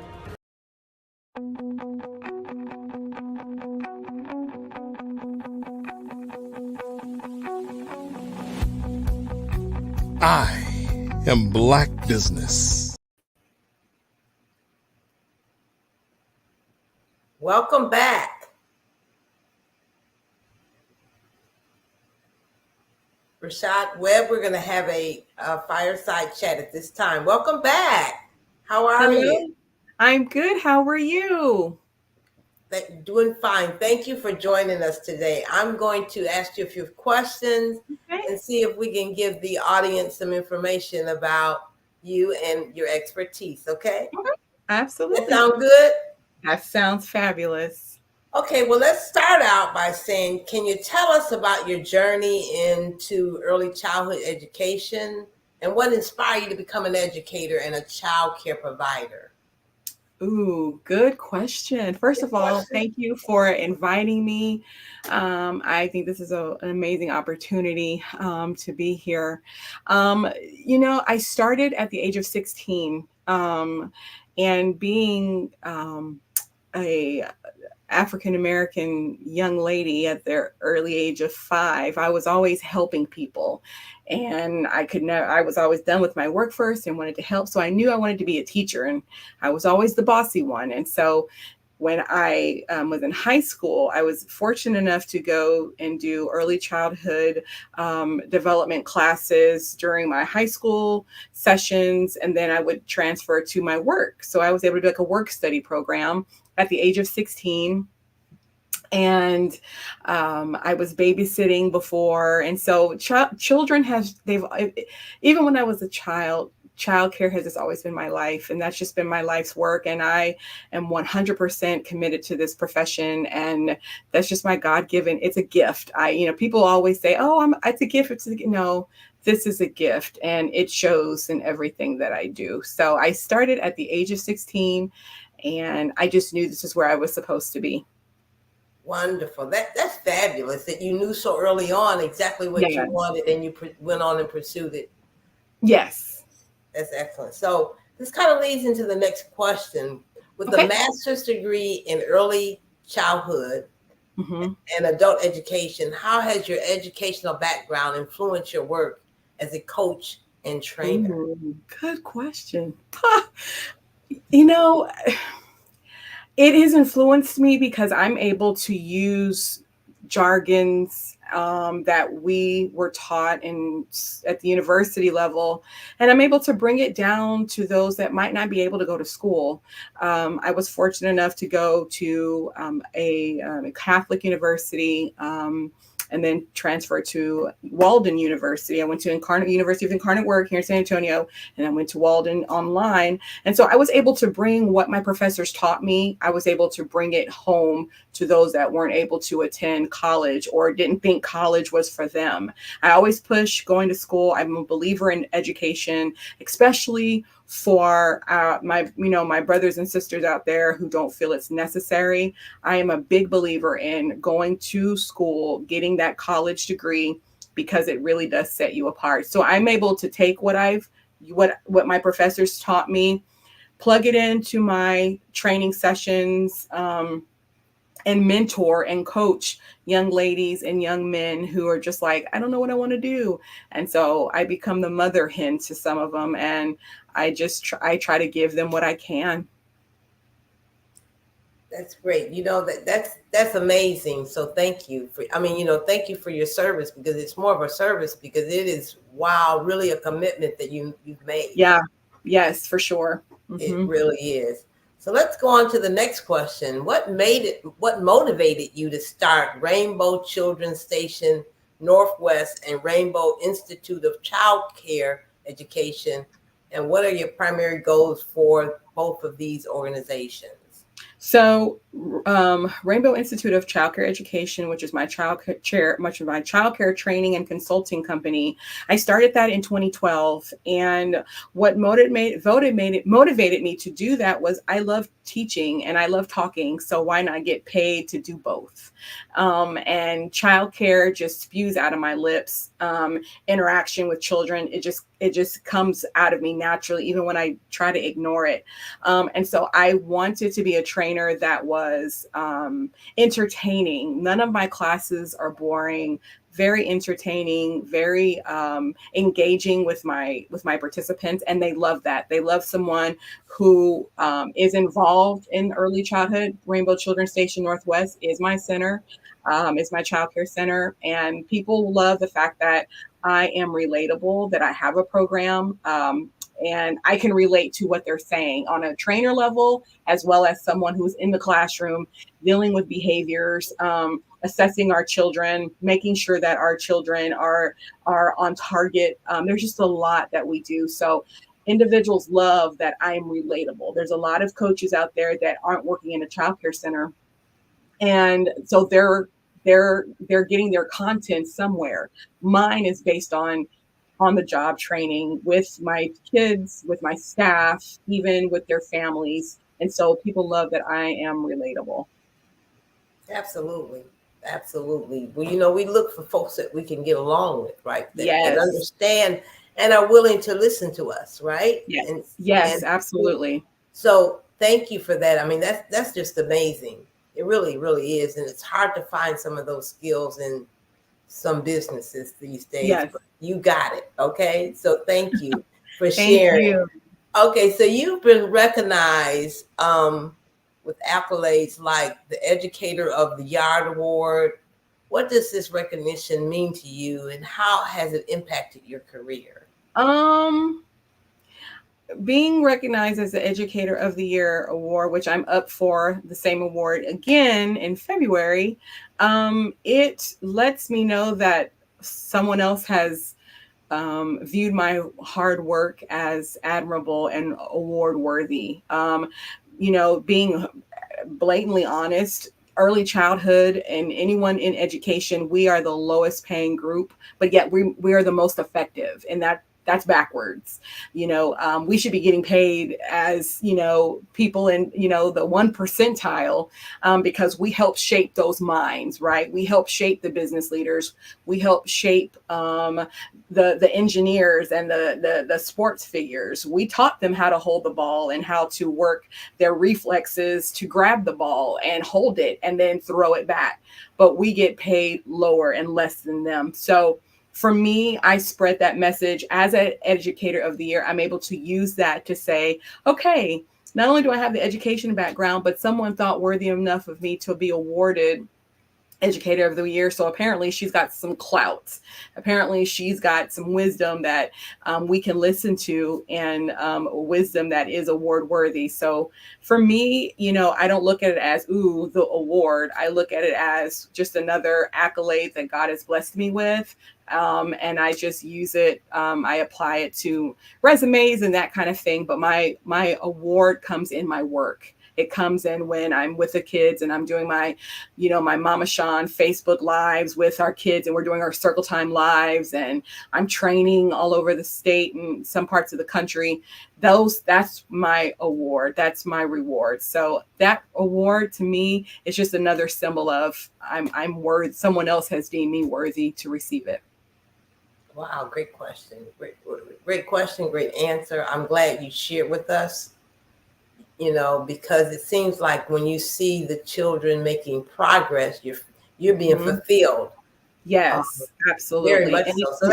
Yes, it does my heart good, because most of their parents don't get to see those moments of success. They don't get to see those aha moments that I was able to skip, run, or jump, or even stand. We've caught our babies standing and walking for the first time. We were able to catch those moments, and we were able to send them to the parents, and they're like, oh my God, they walked and y'all saw it. And, that's a moment that we're able to capture and share and put it on Facebook and, all those different things that most parents can't get. So we love that we can capture those memories. Absolutely. So I sound like I've got a question that's related to you working abroad. So you recently provided specialization training for Head Start Region 2 in the Virgin Islands. So that Can you conference share with us that experience? So that actually is happening later on this week. But I will say the act of getting it all together, you're never 100% sure that your trainings, when you submit proposals, are going to be successful or you're going to be accepted. And so I just took a stab in the dark. I saw and I was like, okay, I'm right under the deadline mark. And so St. Thomas is on my bucket list. And I submitted it. And then like maybe a month later, I found that I was approved for it. And I was shocked and I couldn't believe it. I was kind of like, So we are excited to be making that journey here soon. Head Start is a phenomenal program that really hones in on the science of early childhood. And I'm thankful that I was honored and chosen to present my knowledge and my skill and a love for this industry. So I'm excited. Wow, that's amazing. That's amazing. And this kind of leads into the next question as well. Okay. How do you tailor your coaching to meet the needs of diverse audiences across different states and regions? Ooh, good question. So I am 100% based on what does my client need. I can go into any childcare classroom and I can automatically tell what is needed in the classroom. When you have almost 30 years experience of ups and downs, you have that eye. And so automatically I might see something, but my opinion of what I see doesn't matter because I'm 100% on my client. What do you need from me? It's almost like Olivia Pope. She's like, what do you need? What can I do for you? Even though she might see something different. What do you need from me? And so that's what I do with my clients. And if they say, well, if you see something and I'm ready to I'm ready to put my paper out and my notepad, and this is what I saw. And we work together because I grew up in a time where we didn't have coaches. We didn't have trainers. We didn't have individuals that will sit with you and coach you. And so I do that. I sit with them and I go over it with them and I don't belittle any of my clients, and we sit and we figure out a plan that works for them. So, I've been fortunate enough to coach people here in San Antonio, where I'm from, and Texas, and I've been able to coach clients outside of Texas.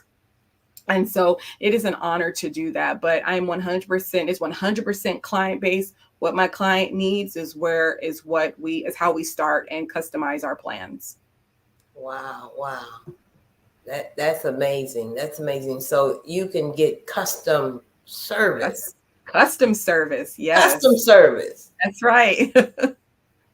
Okay, so let's give you a final question here. Managing challenging behaviors in young children is a common issue. Yes. What practical strategies do you teach child care providers to handle these situations effectively? That's a good question too.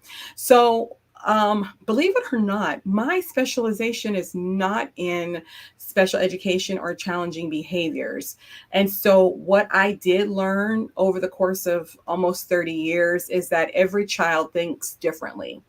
And there's a challenging behavior because there's something going on in the child's brain that they're not able to understand or comprehend or tell you, the educator, something's wrong with me.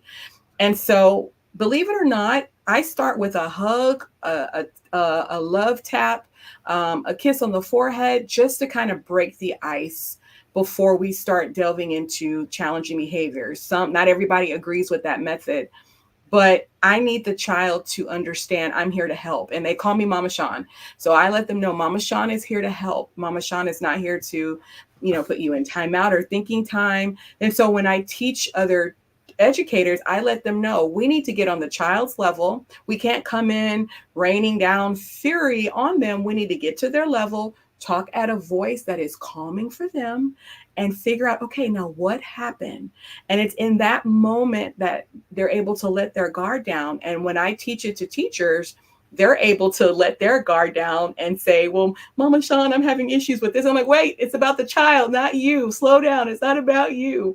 It's about the child. So we'll deal with your issues in a minute. But first, we're talking about what's going on with the kids. And so I teach the teachers to get that on their level. Take your brain out of it. Yes, what they did was wrong.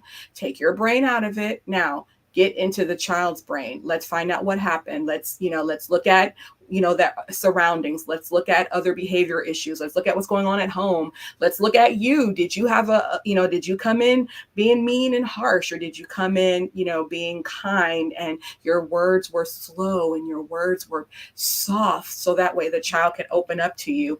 And it's when those moments that you have those conversations with educators that they realize, I don't know how to talk to a child. I don't know how to handle a child that has a special need, or handle a child that has a discipline issue. And so from there, we break down what the problem is. We meet with the parents, and so there's just a lot of ways that we can do it. And my one way is, we're not going to put children on medication. We're going to find out the root of the problem, whether they need a sensory break, whether they need to go kind of relax somewhere with a juice box and their teddy bear and just veg out for a minute. And those are the principles and the things that I teach our teachers, is that really dig into what's wrong with the child, really dig into what happened, what surrounded the situation. And a lot of educators don't have those moments. They don't have those trainers that talk with them about that. And so I'm thankful that my heart leads that discussion, not science, not, the fact that they're angry at this child, but my heart leads that. And when your heart leads those heart conversations, then you're bound to get something out of it better than you would if you were coming in being upset and angry at the behavior. We have a lot of behavioral issues in our industry, a lot of behavioral issues in the education system as a whole. And so for me, I put my heart into it. I embrace this child. I've had him yell. I've had him spit. I've had him growl. I've had him cuss. I've had him, and we're talking 5 and under. But the one thing that they have not dealt with is someone saying, okay, are you finished? Now, let me give you a hug. And they're fighting and fighting and fighting. And after a while, you start to feel that resistance, that wall go down. And you, just like just like with adults, you start to see that wall go down. Next thing you know, you start to feel the shoulders, and they start crying and they just relax. And I always say, I got you. Mama Sean's got you. I'm not going to let nothing happen to you. And I teach that same philosophy to other educators. And it's in that moment that child now knows that they can relate to you. That child knows that someone believes in me, someone is on my side, and they're able to open up more about why they did that behavior. So those are just kind of methods that I teach other childcare providers, that some of them take them and some of them don't, but they always come back asking for more. Well, we want to thank you today for sharing and being here with us, for having the conversation with me. And I want to make sure that we know how to contact you. Is there a website or phone number that you can leave? Yes. There is. There's a lot. There's a lot, actually. So I'm going to see if I can go through them. So my website is rainbowchildcarelearning.com. We are in the process of adding blogs and videos and some cool things right now. We are on Facebook, Rainbow Institute of Childcare Education as well. My phone number is 210-315-1206. I'm the one that answers. There's no bot or a computer-based admin. It is me. I answer the phone. You can call or text, or you can just simply email me at rainbowchildcarelearning@gmail.com. I check my emails all the time, and I'm constantly handling situations. So if this is something you're looking for, I am your girl. Thank you again. So genius is common, and I'll see you on the other side. Bye.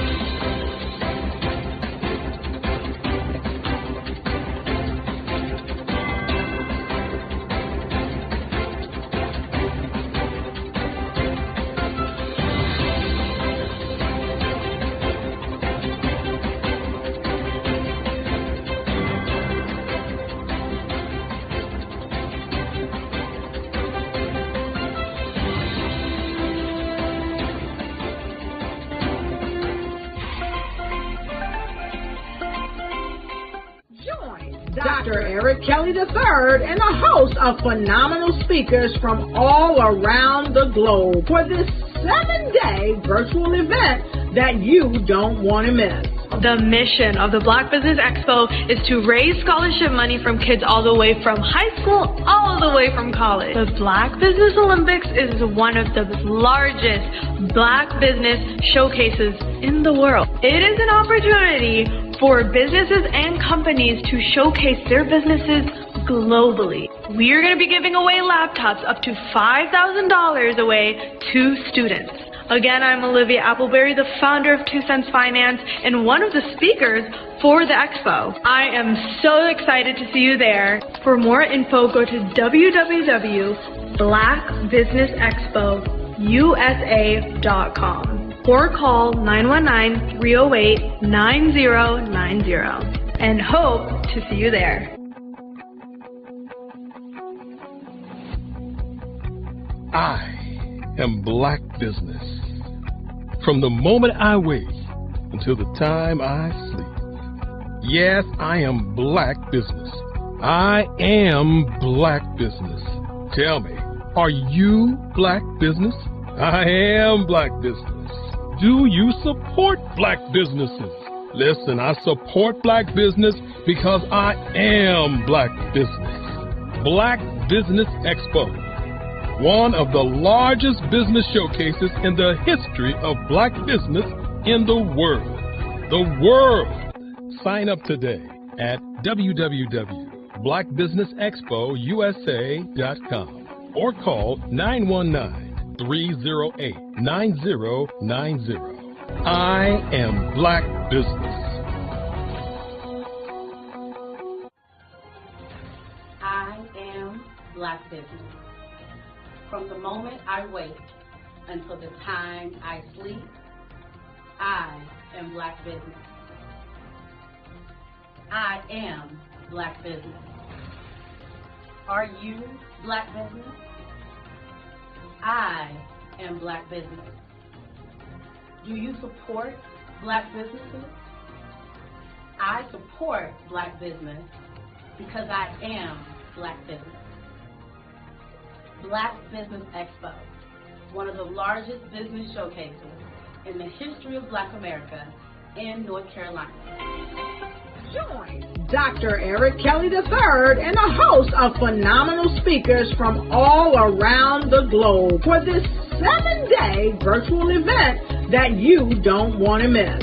The mission of the Black Business Expo is to raise scholarship money from kids all the way from high school, all the way from college. The Black Business Olympics is one of the largest Black business showcases in the world. It is an opportunity for businesses and companies to showcase their businesses globally. We are going to be giving away laptops up to $5,000 away to students.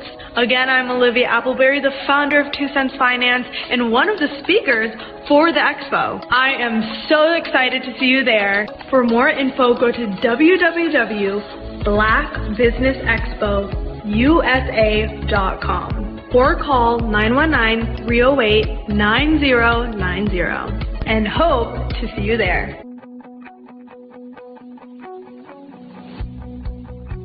I am Black Business. From the moment I wake until the time I sleep. Yes, I am Black Business. I am Black Business. Tell me, are you Black Business? Black Business Expo, one of the largest business showcases in the history of Black business in the world.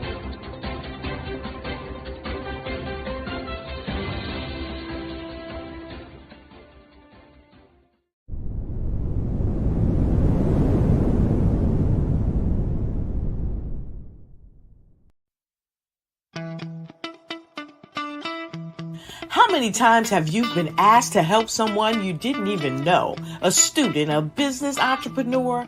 Or did you ever even ask, where did they end up? That business, that friend, that entrepreneur. Well, just maybe they ended up in a gang, bankrupt, homeless, or worse, dead. Maybe they turned to crime, drugs, and alcohol. Did you ever wonder?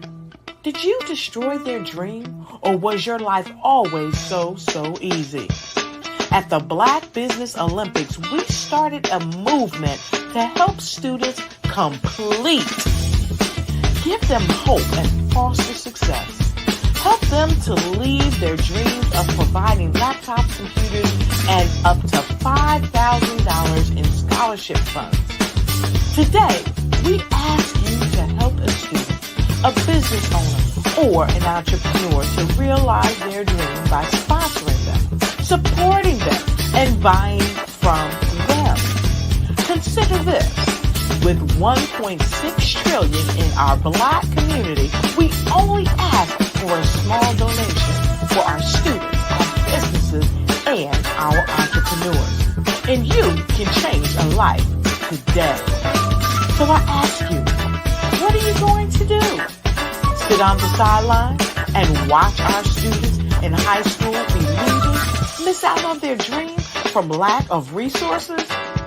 Or are you going to donate to the movement and change their future and yours as well? Give us a call today at 919-308-9090. Change their life by investing with action to the Black Business Olympic Fund. The Black Business Olympics, one of the largest business showcases of Black business in the history of the world.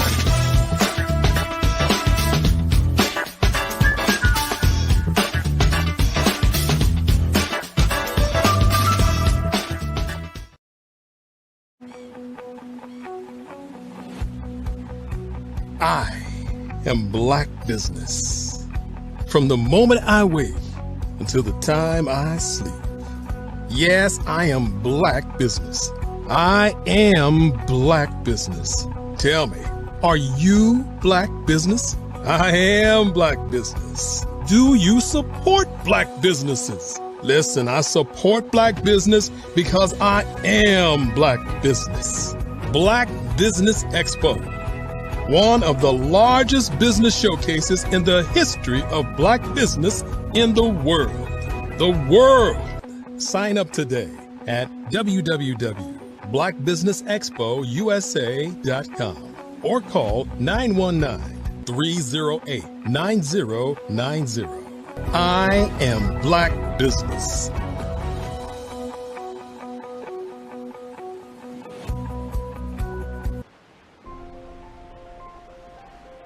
What if you could build your own city?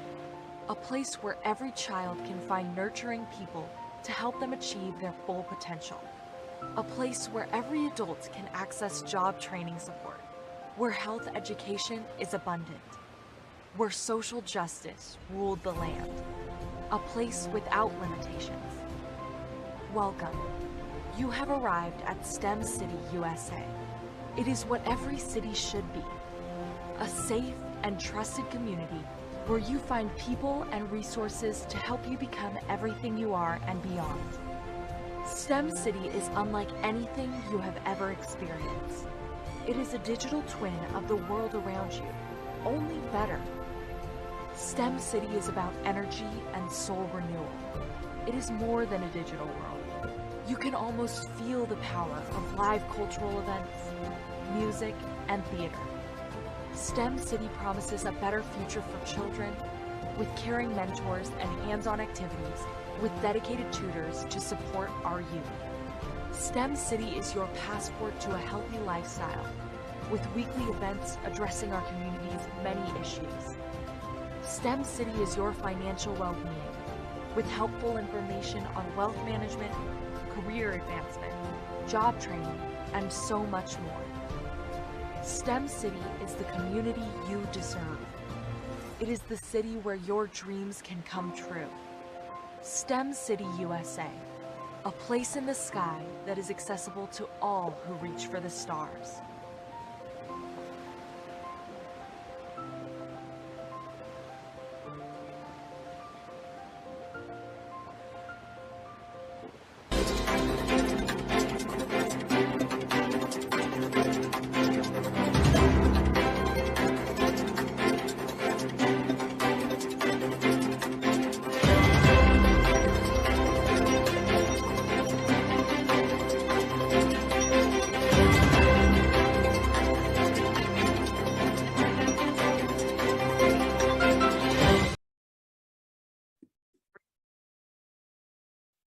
Hello, I'm Dr. Madeline Ann Lewis, President and CEO of the Executive Women's Success Institute.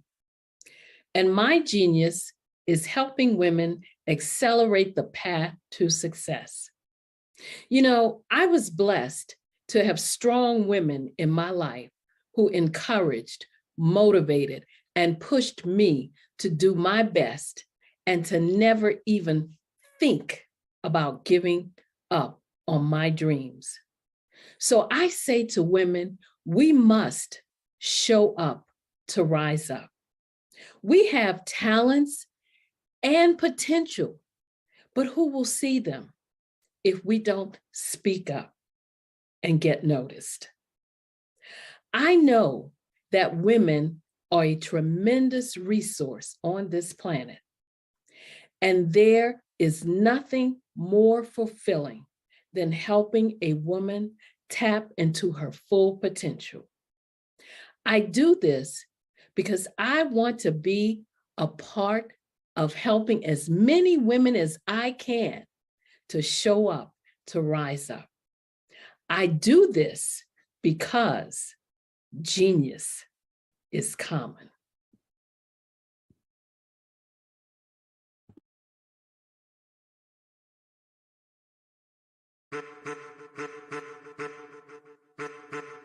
I am a child of the Most High God.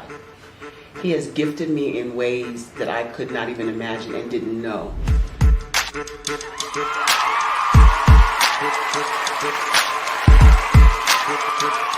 There was a time when I didn't know who I was. I listened to other people tell me who I should be, what I should do. I listened to people telling me that I should be a boutique owner, that I should be a construction manager, that I should be a laborer. Have you ever felt like you should do something else, be something else, go somewhere else, be wherever you wanted to be, and you felt like you were in a box? Anybody in the room? And you couldn't get out? Anybody in the room? And you kept trying to go and you couldn't get out? Anybody in the room? But let me tell you, you need to rock the box. Rock the box.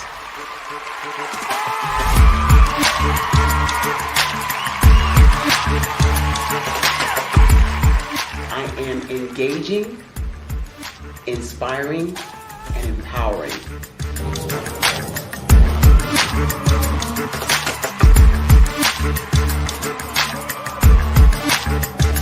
I would give you everything I know.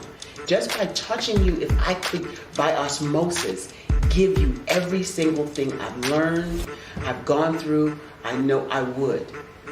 We know that's not possible, but as it is possible, I love to share information with people. Some of you out there, people have told you that you can't be, you can't have, you can't do. But I will tell you, like Kingston said, you can, you must, and you will. If it's to be, it's going to be me. You got to say it. If it's to be, it's going to be. If it's to be, it's going to be. If it's to be, it's going to be.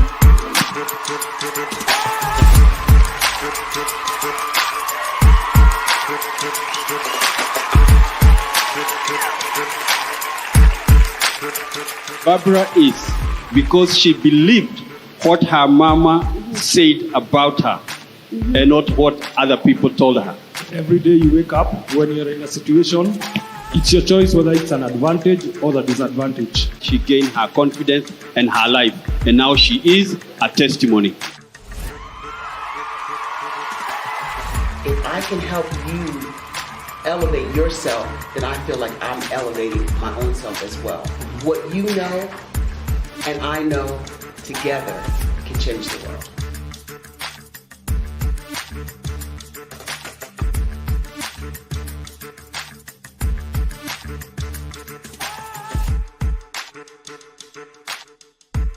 I'm Ramon Ray, founder of Smart Hustle Magazine and smallbiztechnology.com.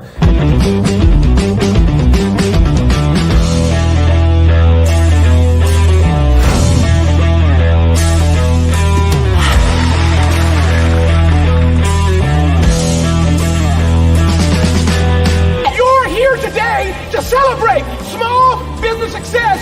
Stand up on your feet. You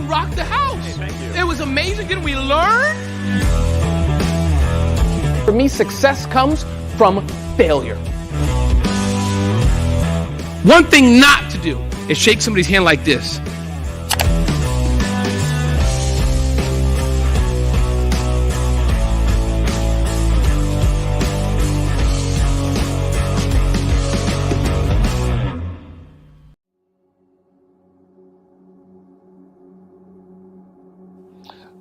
I was born and raised in southeastern West Virginia, the coal fields. My father was an AME minister. For me, I was very fortunate. Even though I grew up in the segregated South, I was surrounded by flourishing Black businesses, doctors, lawyers, bankers, dentists. They were all there and they were all successful. And I guess that's part of my dream, is to see that success come back. My name is Joseph Simmons, and I am the founder of the Center for Micro-Entrepreneurial Training. We have this moment in time where we can change the trajectory of people. And our focus is on women, Black and brown entrepreneurs, and their access to capital, their ability to build thriving businesses, the ability to employ people. There's a study that showed that in those three communities, especially Black and brown communities, $1 stays in those communities for 30 minutes. In white community, $1 stays in their communities for 8 hours. So think about it. For you in a Black or brown community to get gas, to get food, to go to a restaurant, you've got to leave your community, take those dollars out of that community and take it to another community that's already being well served. So if we can reverse that, if we can go from 30 minutes to an hour to 2 hours, that's progress. That's what we need to do. I was with SCORE. And then in May of 2020, of course, the events happened in regards to the murder of George Floyd. The other thing that I was experiencing was the denials of federal funds for small businesses. And it revolved around one thing. These businesses were not being prepared for grants and for government programs. And I came up with the idea for the Center for Micro-Entrepreneurial based off those two things. Morgan Stanley had a report out in 2020, first quarter, and it talked about there were three groups that were massively devastated by COVID-19 on their business. That was 1, women, number 2, Black, and number 3, brown entrepreneurs. The research showed that they had less cash on hand, they had less opportunity to go into a bank and get money, and they were very dependent on family and friends to keep their business up and running.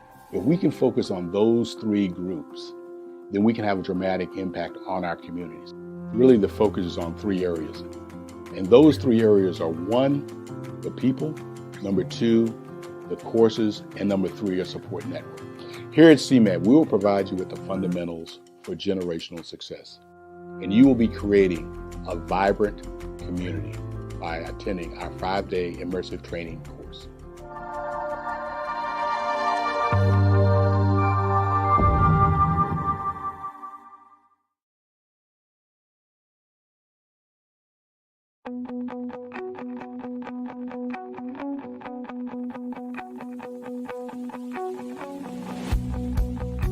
I am Black Business. From the moment I wake until the time I sleep. Yes, I am Black Business. I am Black Business. Tell me, are you Black Business? I am Black Business. Do you support Black businesses? Listen, I support Black business because I am Black Business. Black Business Expo, one of the largest business showcases in the history of Black business in the world. The world! Sign up today at www.blackbusinessexpousa.com or call 919-308-9090. I am Black Business.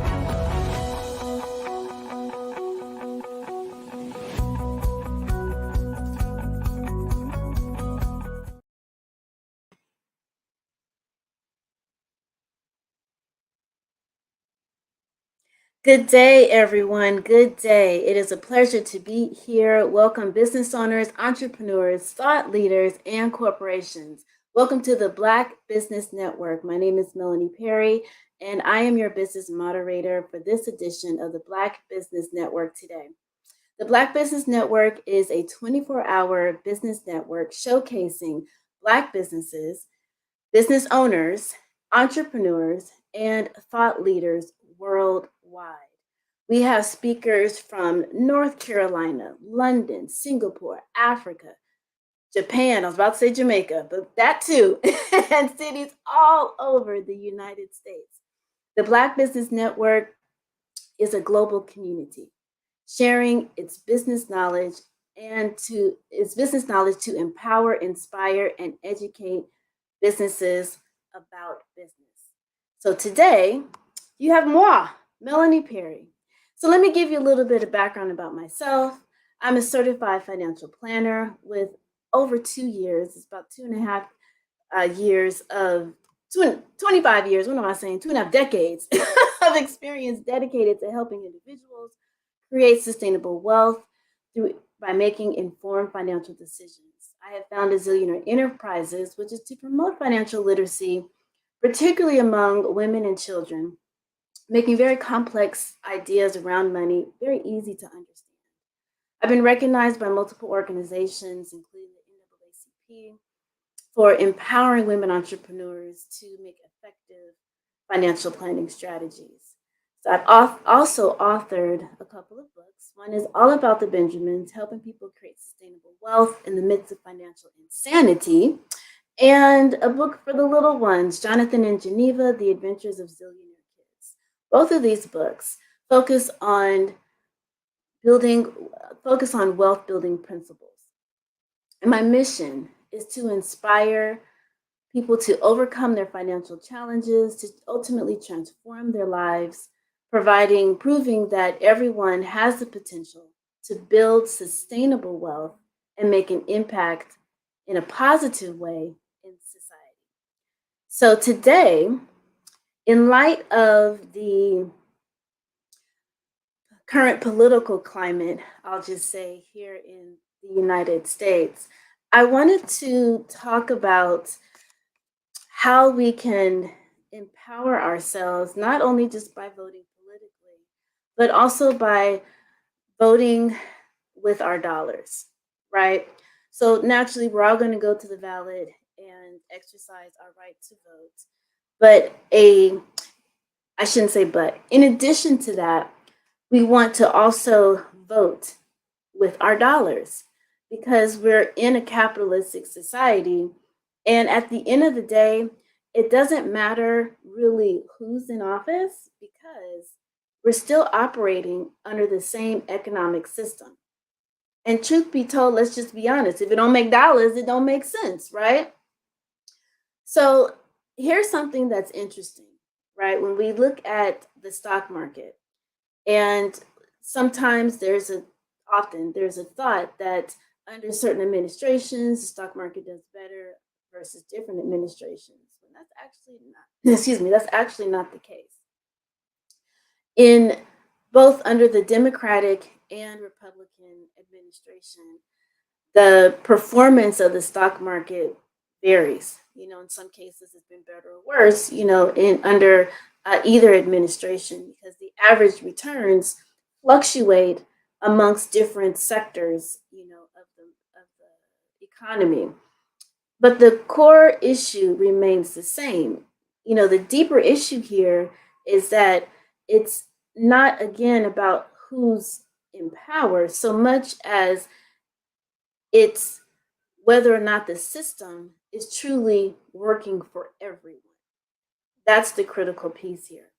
And as we begin to understand even deeper that our dollars are a part of our voice, we can move the masses, right? So I'm on not just a mission to support small businesses, but to also support businesses that are ecologically sound and viable and in harmony, I should say, with our planet, with our world, with our environment. What we have to begin to do is to move away from the division created amongst the Republicans and the Democrats. And I'll even throw an independent in that regard. You know, again, it's all the same system. And what we have to, as a people, you know, do is to find ways on an individual level where we can begin to heal a broken system. And so, under this current capitalistic model, one viable way in which we can begin to shift the needle is by directing our dollars with purpose. I always say that your dollar needs to have a purpose and needs to have a plan. And so, right now, to give you some context, we measure the GDP, which is the gross domestic product, as well as the stock market. That's how we measure success. But these measurements don't really reflect how the majority of people are actually performing. When you think about it, the gross domestic product, which is essentially just a measurement of the things that a particular nation, has nothing to do with whether or not I have those things or you have those things, right? Or how many of those things or services we use or have. Just like with the stock market, while many people are contributing to the stock market by way of their retirement plans, it's still not a solid, viable method to really measure this individual success of me, of you, and the U.S. economy. It's a small few that have a large majority of ownership within the stock market. So we need to do better, right? And so oftentimes it can be a little daunting because it's such a huge issue or matter, to address, to begin to really feel as if I, as an individual, you as an individual, can really make change. But we have to remember we are all change makers. And when we are on when we collectively are on a mission to initiate that change, we can move the masses, right? So by making more conscientious decisions with how we're going to be purposefully spending our dollars by way of a plan, right? Then that is going to help push the needle in the direction towards what things are going to matter most to the people. I mean, when you sit here and you think about it, a lot of rights amongst women are recent. 1988, I think I was in like 4th or 5th grade, was the moment. There was a particular act that was established to allow women to get business loans without needing the approval of their spouse or another man. It was 1974 when women were allowed to just have like financial rights, being able to get a bank account in their own name, get a personal loan out in their own name, get a credit card, in their own name without being, Mrs. husband name's, last name, right?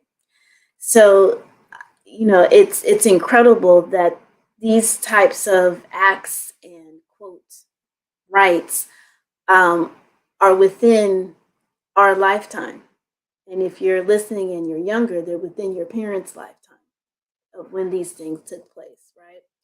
So how we can, on an individual level, begin to continue to move the needle is by way of voting with our dollars, right?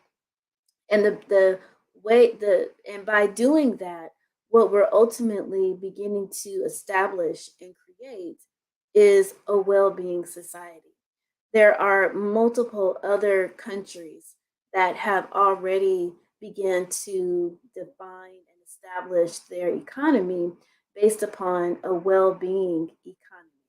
Costa Rica, Uruguay, Finland, Iceland, New Zealand, and a couple of other, a total of 5 European countries that are already on this trajectory, this path of using a well-being economy. So how we as America, well, we around the world, because this is Black Business Network, which is global, how we around the world can begin to align ourselves with that vision, with that objective of well-being, is beginning to pull back away from overconsumption, right? We're moving into holiday season, okay? So what action steps are you going to take moving forward in this season of buying to align with this idea of a well-being economy, right? So that could be making something, right? A few years ago, I had become aware of aluminum being part of the issue as to why many women were encountering breast cancer. And so I thought to myself, so that's in our deodorant. So why not make deodorant as a gift to my friends and family for the holidays? So that's what I did. I got herbal oils, essential oils, the beeswax. I got all the ingredients. And because we're in the world that we're in right now, I was able to get the actual deodorant bottles, and I created labels. I made it look really nice, very professional. And I gave deodorant out to my friends and family for the holidays, as well as my clientele. And all of them were very much appreciative over the intentional, purposeful thought and time that was put into that particular gift. And mind you, it was deodorant, right? It was handcrafted, organic, natural, environmentally sound, and in alignment with health and well-being. So it was a well-received gift, although just the idea of giving somebody deodorant sounds kind of funny, right? So what can you do over this holiday season that can be as enriching and beneficial, that doesn't make you fall prey to the common overconsumption of material things? Being able to give something of yourself, falling into the Kwanzaa mindset of cooperative economics, being able to make something from your hands, whether it's a pastry or food or jewelry or something. And if creativity and all that's not your thing, then who can you support that is doing those types of things, that their business is more eco-friendly and sustainable? I recently came across Coco Ashanti, which is a chocolate company now based out of Ghana, that I'm learning that Ghana and some other country is the source of everybody else's chocolate. So Hershey's, Godiva, all the Garandi, how do you pronounce that? All get their chocolate from Ghana and one other country in Africa, and I can't remember the other name of it. But by going straight to the source, right? This is how we begin to vote with our dollars. And I know Black Business Network, that's what we're all about, right? The thing is are we in a regular habit and practice of it? Because we can say, oh, yeah, rah, rah. But on a day-to-day basis, what are we doing that is consistently showing that we are moving away from this overconsumption, economy and environment, and really pulling back and being very purposeful with our dollars in order to achieve sustainable wealth, in order to be able to build a different life for your family? We have to begin to do small things each and every day that's going to get to the bigger vision, the bigger goal. And that means when we're in a mode of comfort and convenience, that's the word I'm looking for. When we're in a zone of convenience, we have to say, oh, wait a minute, using all this plastic is convenient, but it's not ecologically sound. What can I now do to pull back from that? Am I bringing my grocery bags when I go grocery shopping? Or am I constantly getting the grocery, buying 10 cents, 10 cents a bag, for groceries? So it's how am I making that convenient for me? So when I am en route to the grocery store, do I have the bags in the trunk? Do I have a space, for that? What are the new habits that I'm going to begin to incorporate to begin to live a more ecologically, environmentally sound, sustainable lifestyle?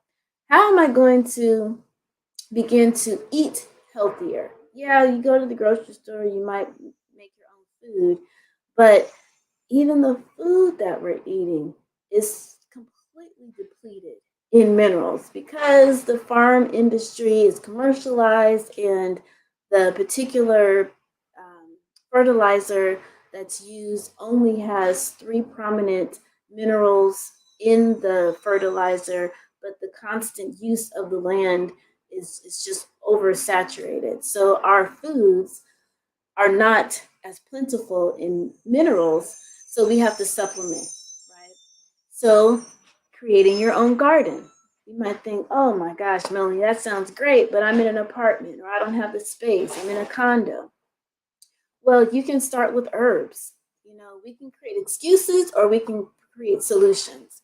And we can start somewhere from wherever we are right now. So being able to start from where you are, no matter how big or small, is a step in the right direction. Small steps are going to ultimately get you to the goal. It's going to get you into a rhythm. So I've got a few gardens. I've got a garden at my uncle's house, my place, as well as at my parents' house. And so, you might feel like, gosh, that's a lot. Well, it's actually how I exercise self-care. By digging into the earth, connecting to nature, actually stimulates and grows my relationship with my creator. It's a spiritual experience for me. So it's not work. There's effort and it's also exercise. There's no undesired effort, but it's effort that enhances me physically, spiritually, and mentally because it's a part of my self-care.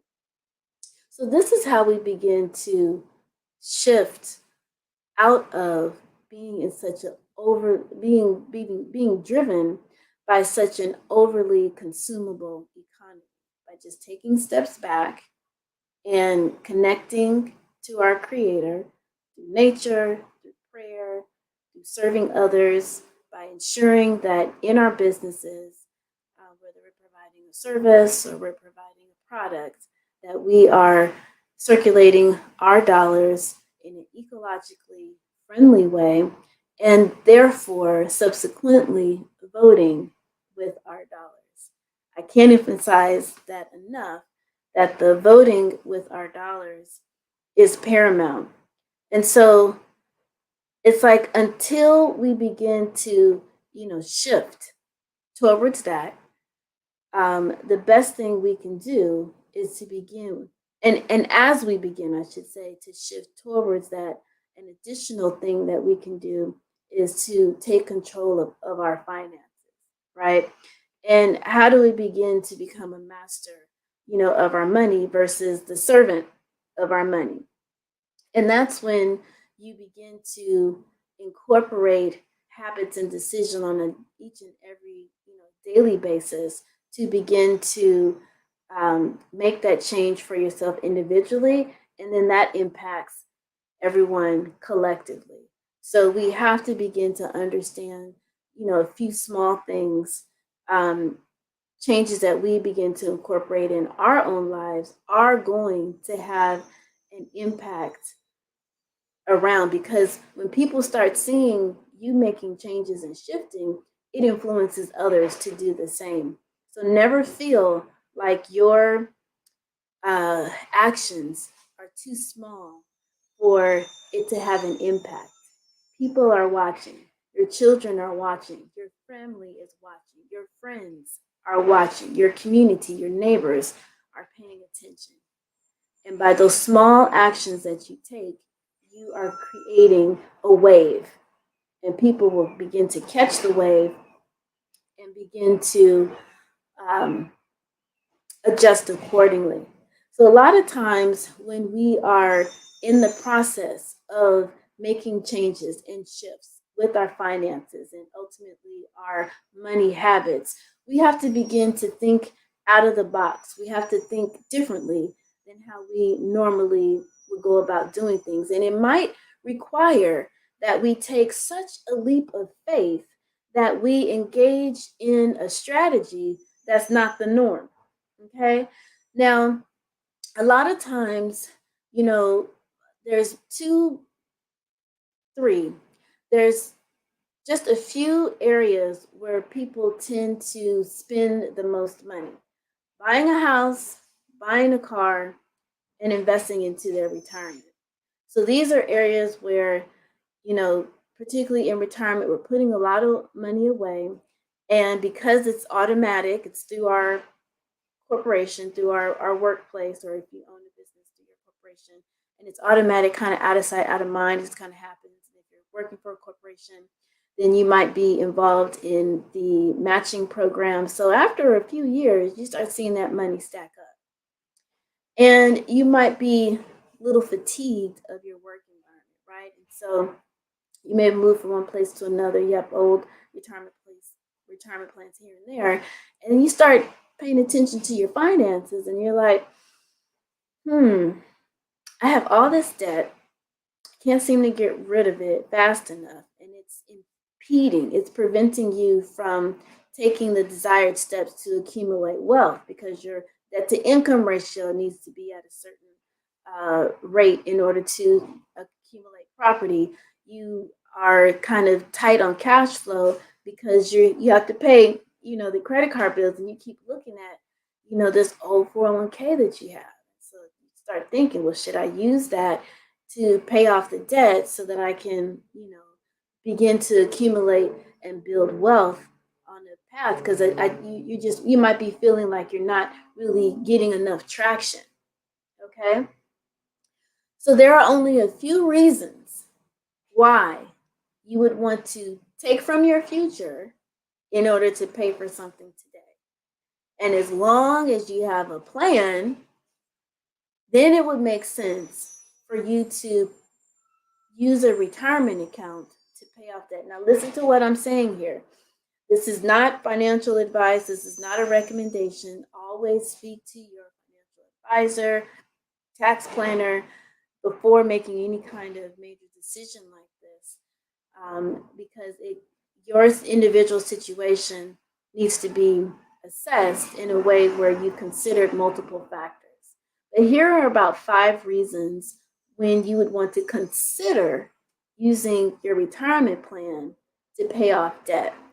Now, one reason would be, as I was alluding to, you're ready to purchase some property, and your FICO score is going to improve as a result of you having a plan to earn more income through that investment property. And you're going to be essentially, paying off, using your retirement plan to pay off the debt. And the debt, and by not having the debt, is going to allow you the ability to purchase property, which is income generating. I'm not talking about a single dwelling where you are the primary resident, but this would be income property that you would be purchasing. And that is almost like a wealth replacement, in the sense that you use some money that is paying off the debt in order you to get ahead and get something bigger and better that's going to create some income and add to your balance sheet. It's going to add to your net worth. If you are just taking from the retirement to pay off debt, but your habits are still the same and you don't have a plan, this is not a strategy. You need to leave that retirement plan alone, because there are penalties and taxes that you have to pay if you are not 59 and a half. So another reason to pull the money out is if you're 59 and a half, you're not going to be assessed a 10% premature penalty, and you're planning to use the money to grow, further. Or at this point, 59 and a half, if you have enough to live off of, then it's all good. Another reason is you have a calculated plan to keep the debt from accumulating all over again. I can't tell you how many people I've worked with where I help them get to a point where they've eliminated the debt, they built up the savings, but they really hadn't truly changed their money paradigm, and subsequently their habits hadn't changed. And they rack up debt again. And they go through a process of paying it off, and they're racking it back up. And so then they come to me and they're like, oh, how can I stop this seesaw, effect? And so I provide them with mindset shift ideas and paradigms to help their habits change. When you change your mind, you change your habits. So as long as you have a plan, right, to not continue to accumulate debt in the first place, meaning that you have money saved up, you have a clear purpose of, how you're going to build wealth, you're tracking your finances, you understand that using a credit card to purchase day-to-day things and not paying them off 3 to 5 days before the due date is not how you use your credit card. You begin to understand these things, then you are in a better position to follow the plan and not fall back into habits that are not, going to serve you. Another reason, the third reason, is that your debt to income ratio is thrown off and is not allowing you to qualify for investment property ownership. So again, having a clear purpose and having a clear plan. So if you see that, man, if I eliminate the debt, then that's going, and using, savings that you already have, and you're positioning yourself to build up the necessary savings, to build up the down payment, right? That's going to, again, put you on path to acquiring wealth, then, go for it. Another reason to use a retirement account to pay off debt is that you want to lift the emotional weight that is limiting your ability to advance along your wealth journey. And you have a plan to keep the debt off.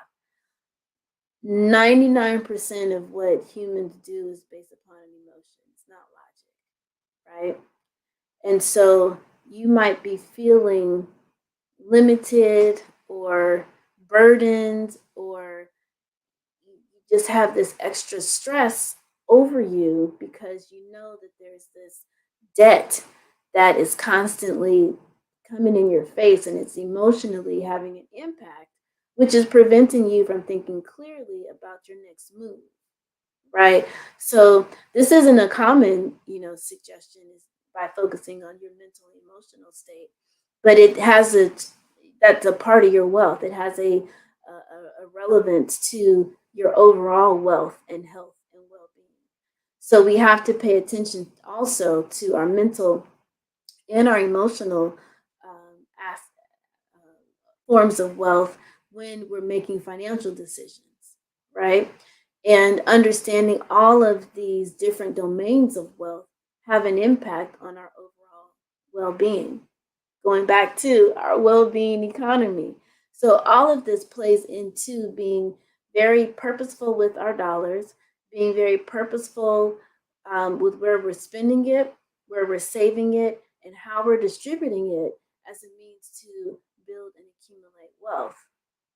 Now, those are 5 areas in which you can consider the idea of using your future dollars, your future, monies, because that's money down the road to use for retirement purposes, and using them today in order to move you even further beyond what that money was going to do for you, right?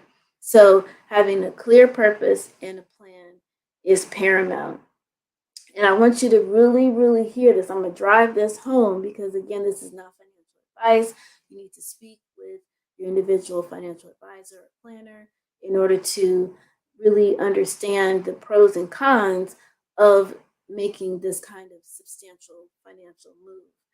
And notice everything that I said here means that you need to have a plan.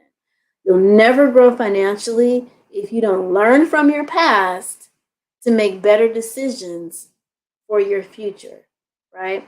So those are, some critical areas where you can begin to think about, okay, how am I going to make my next move? How am I going to be purposeful, with my money and my finances? And what are some action steps that I'm going to begin to do differently that are going to put me in a better place financially so that I can make an impact, so that I can be a greater contributor, to this global economy that is evolving, in front of our eyes. I started off with voting for our dollars, and at the end of the day, however, the dust settles here, I think it's important and paramount to realize that we're still under this capitalistic model. We still, as a people, have power, and that's through the dollar. And we can continue to be a part of wonderful initiatives like the Black Business Network, Black Business Olympics, and circulate, be purposeful, even on a bigger scale, take things to the next level to circulate our dollars again, and ensuring that the businesses that we're circulating our dollars with are in alignment with a eco-friendly, ecologically sound business frame. Because we've got to we have to shift away from using so many toxic products that are really having a deleterious effect to humanity worldwide. It's even boiling down to our clothing, right? Microplastics are in our clothing. And if you're wearing polyester, which this is polyester, has stretching ability, we have to not purchase, clothing. Now, I will have to say, because this has been a bit of a quandary for me, do you just get rid of all of your plastic-oriented clothing and get all wool, all cotton, and just, start fresh? Which, when you get rid of your clothing and it gets into the landfills, where you're contributing to the pollution of the microplastics that will get into the landfills and therefore into the earth, and therefore cycle all the way back to us. Or do you just keep wearing what you have and then just buy fresh? So I opted to keep wearing what I have. Now, many people kind of are surprised by this, but I've had this top. I have a lot of my clothes for 10, 15, 20, maybe even 30 years. Well, at least 20 years. And I've had this top for a good 20 to 25 years. I think I bought this in college. And, but new clothes, I'm more mindful of, okay, where was it made? What is the content of it? And is it, in alignment with my focused objective of being ecologically sound? And then being mindful of companies that will repurpose, fabrics. So there's a company here out in LA, in Los Angeles, that will take your clothing and repurpose it into something else. That's helpful because that keeps it out of the landfill. People are wearing it. It's being reused and repurposed, which is, a part of a healthy model as we begin to find ways to get away from the microplastics. And the other factor too is how it can be overwhelming, right? Because it's everything. It's our air, it's our food, it's our clothing, it's the not Tupperware, but containers we use to put our food in. Are we using glass? Are we using plastic? All the silicone, the pots. I mean, it can be overwhelming. And so what I decided to do is just one step at a time. I still use plastic containers, but I'm incorporating glass. So as I, begin to shift the plastic out and move the glass in, I'm just not doing everything all at once. It's just overwhelming to try and do all of that all at once. So how do we reduce the overwhelm? One day at a time, one step at a time, one moment at a time. And then eventually we'll be able to make that collective shift. And that will also allow people to be innovative and begin to create solutions.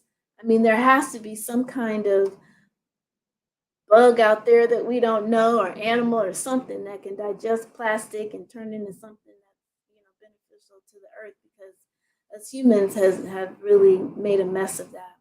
So as we come to a conclusion in my session today, I want to ensure that I have imparted a message of there is definitely a way for change to occur despite who ends up in office. It is going to be very interesting. I'm here in the United States, and either way it goes, we still have power by being purposeful with our dollars, voting with our dollars, circulating our wealth, and being mindful that as we accumulate our own individual wealth, we are making a difference. We are imparting an impact. Because when people look at me, when people look at your actions, no matter how big, no matter how small, are making a difference. And it doesn't matter where you are in your wealth journey. If you are knocking on 40, knocking on 50, knocking on 60, even 70, the decisions that you make today regarding your financial well-being can still make an impact in how you go about accumulating wealth. A lot of people feel like, oh, it's too late. I should have started in my 20s and in my 30s. Not actually. In the Yoruba tradition, adulthood doesn't start until age 40. So if you're in your 40s, you're a kid. If you're in your 50s, you're like a preteen, right? Or a teenager, I'll say. So you're just getting started, and there is time. There is time. So especially in this day and age where I'm speaking to people across the world, and the ability to connect is in our hands, right? We want to be better with this so that we're not using products that have cobalt in it and creating harmful environments for young people who are in the Congo and the DRC who are mining it. So we want to be better and purposeful in that regard too. But we can make a difference. And even if you're 60, mid 60s, it doesn't take as long to accumulate wealth when you have a clear vision and a clear purpose with a plan. So if anyone was moved by what I had to share today, I'm grateful and I'm appreciative.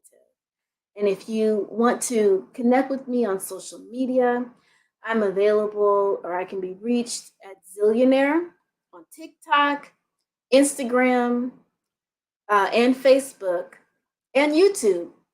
And Zillionaire is ZEALLIONAIRE,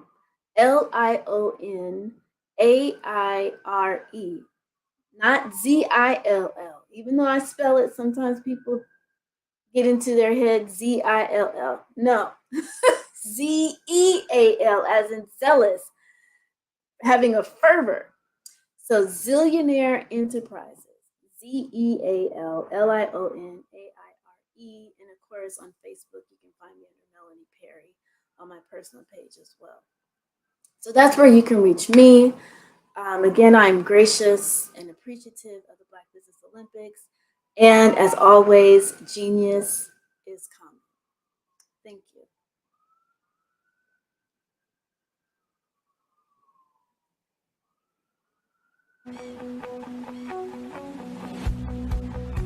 I am Black Business. From the moment I wake until the time I sleep. Yes, I am Black Business. I am Black Business. Tell me, are you Black Business? I am Black Business. Do you support Black businesses? Listen, I support Black business because I am Black Business. Black Business Expo, one of the largest business showcases in the history of Black business in the world. The world. Sign up today at www.blackbusinessexpousa.com or call 919-308-9090. I am Black Business.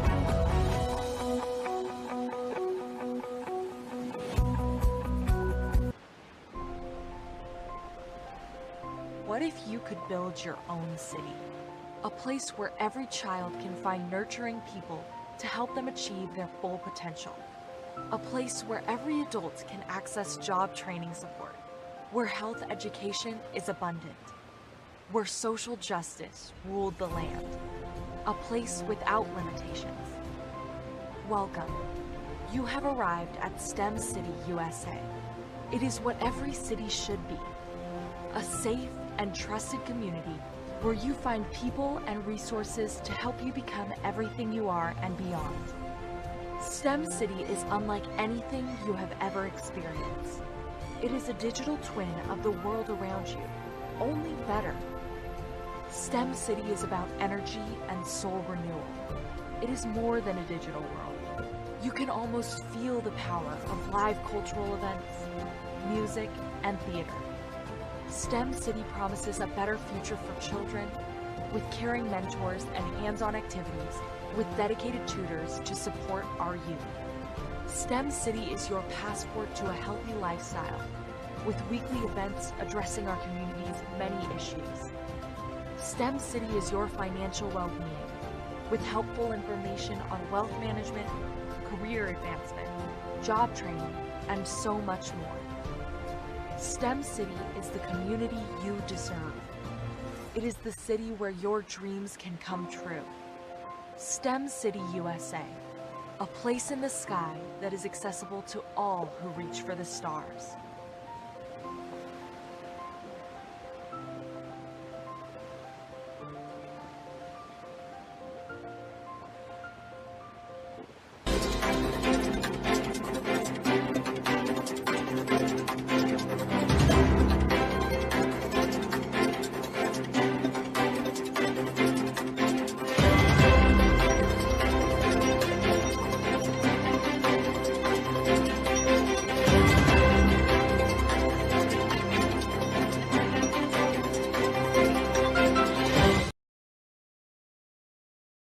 Five-Star BDM, Brand Development Masters, is a professional consulting and advisory group keenly focused on business development services for the small to mid-sized business and entrepreneurs. Although every business is unique, they often share business development challenges that can be addressed through smart branding. Services include process improvement and operations, digital strategy and transformation, business intelligence, digital marketing, and personal branding. Our business and personal branding company has helped a number of professionals and organizations to optimize and grow. This results in more business, more opportunities, better reach, positive outcomes. Visit www.fivestarbdm.com today to learn more.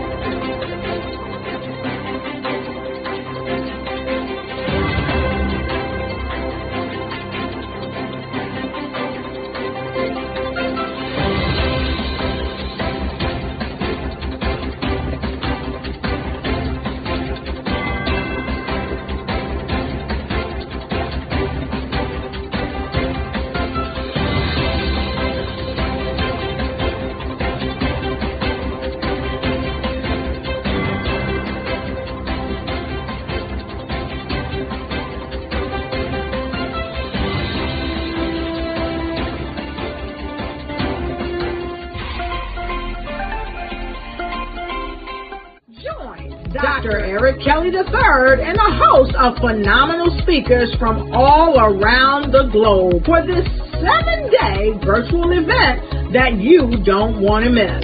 The mission of the Black Business Expo is to raise scholarship money from kids all the way from high school all the way from college. The Black Business Olympics is one of the largest Black business showcases in the world. It is an opportunity for businesses and companies to showcase their businesses globally. We are going to be giving away laptops up to $5,000 away to students. Again, I'm Olivia Appleberry, the founder of 2 Cents Finance and one of the speakers for the expo. I am so excited to see you there. For more info, go to www.blackbusinessexpousa.com or call 919-308-9090 and hope to see you there.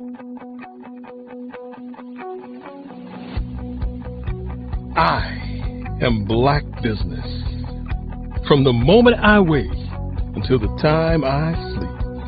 Yes, I am Black Business. I am Black Business. Tell me, are you Black Business? I am Black Business. Do you support Black businesses? Listen, I support Black business because I am Black Business.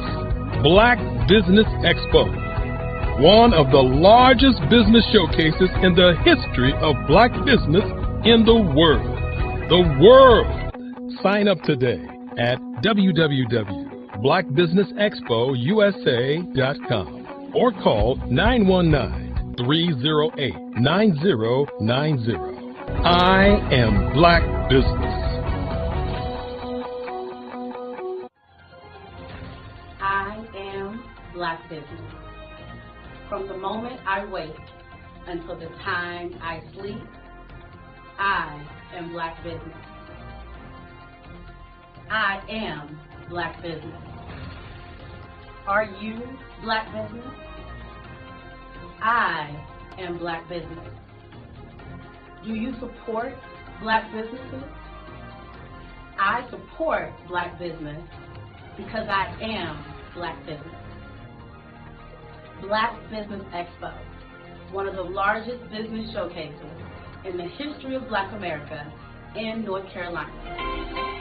Join Dr. Eric Kelly III and a host of phenomenal speakers from all around the globe for this 7-day virtual event that you don't want to miss. The mission of the Black Business Expo is to raise scholarship money from kids all the way from high school all the way from college. The Black Business Olympics is one of the largest Black business showcases in the world. It is an opportunity for businesses and companies to showcase their businesses globally. We are going to be giving away laptops up to $5,000 away to students. Again, I'm Olivia Appleberry, the founder of 2 Cents Finance and one of the speakers for the expo. I am so excited to see you there. For more info, go to www.blackbusinessexpousa.com or call 919-308-9090 and hope to see you there. I am Black Business. From the moment I wake until the time I sleep. Yes, I am Black Business. I am Black Business. Tell me, are you Black Business? I am Black Business. Do you support Black businesses? Listen, I support Black business because I am Black Business.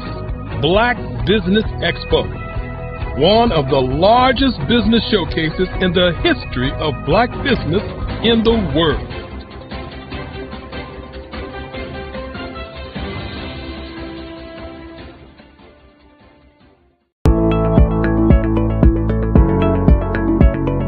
Prepare for what's coming and dominate in economic winter.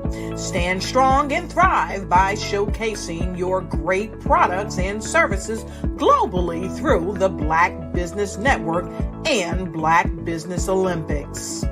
The Black Business Network has showcased over 2,000 companies with over $7 billion in sales each year. Over 10 million attendees have viewed the rebroadcast each month. Through the Black Business Olympics, unique styles of business training and mentoring are turning students into business owners and entrepreneurial warriors who will dominate in any economy. Gain the ultimate advantage of the Black Business Olympics, 7 days of unbelievable topics and speakers speaking around the globe. Donate your time and experience to provide expertise and scholarships to students worldwide and change the world. Now, more than ever, new insights, tools, strategies, and capabilities are needed. This is your chance for a major presentation to the world. Fill out the form and join the more than 2,000 speakers who have presented to over 200 countries. Join the Black Business Network streaming live into the metaverse, STEM City, Black Multiverse Enterprises, Hulu, Amazon, YouTube, iHeartRadio, Apple, Facebook, LinkedIn, Pod TV, IBM TV, Spotify, and Google Podcasts. Sign up today. Spaces are limited, and we will see you there.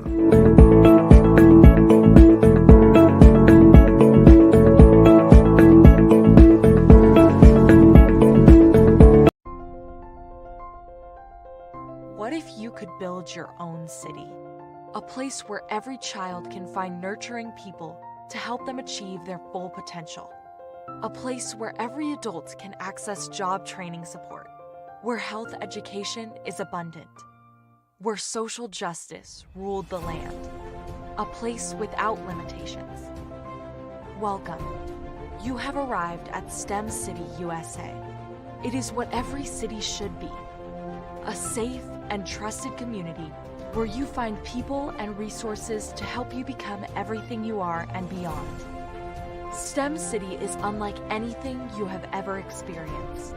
It is a digital twin of the world around you, only better. STEM City is about energy and soul renewal. It is more than a digital world. You can almost feel the power of live cultural events, music, and theater. STEM City promises a better future for children with caring mentors and hands-on activities with dedicated tutors to support our youth. STEM City is your passport to a healthy lifestyle with weekly events addressing our community's many issues. STEM City is your financial well-being with helpful information on wealth management, career advancement, job training, and so much more. STEM City is the community you deserve. It is the city where your dreams can come true. STEM City USA, a place in the sky that is accessible to all who reach for the stars.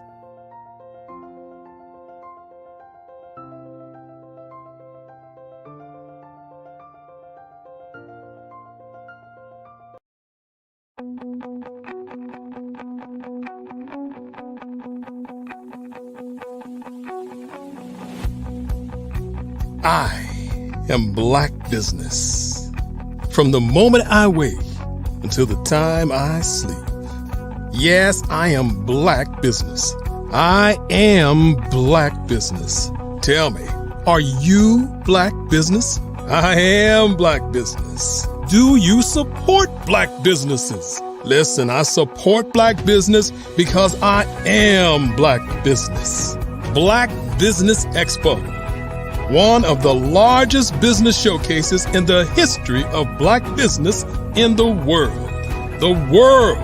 Sign up today at www.blackbusinessexpousa.com or call 919-308-9090. I am Black Business.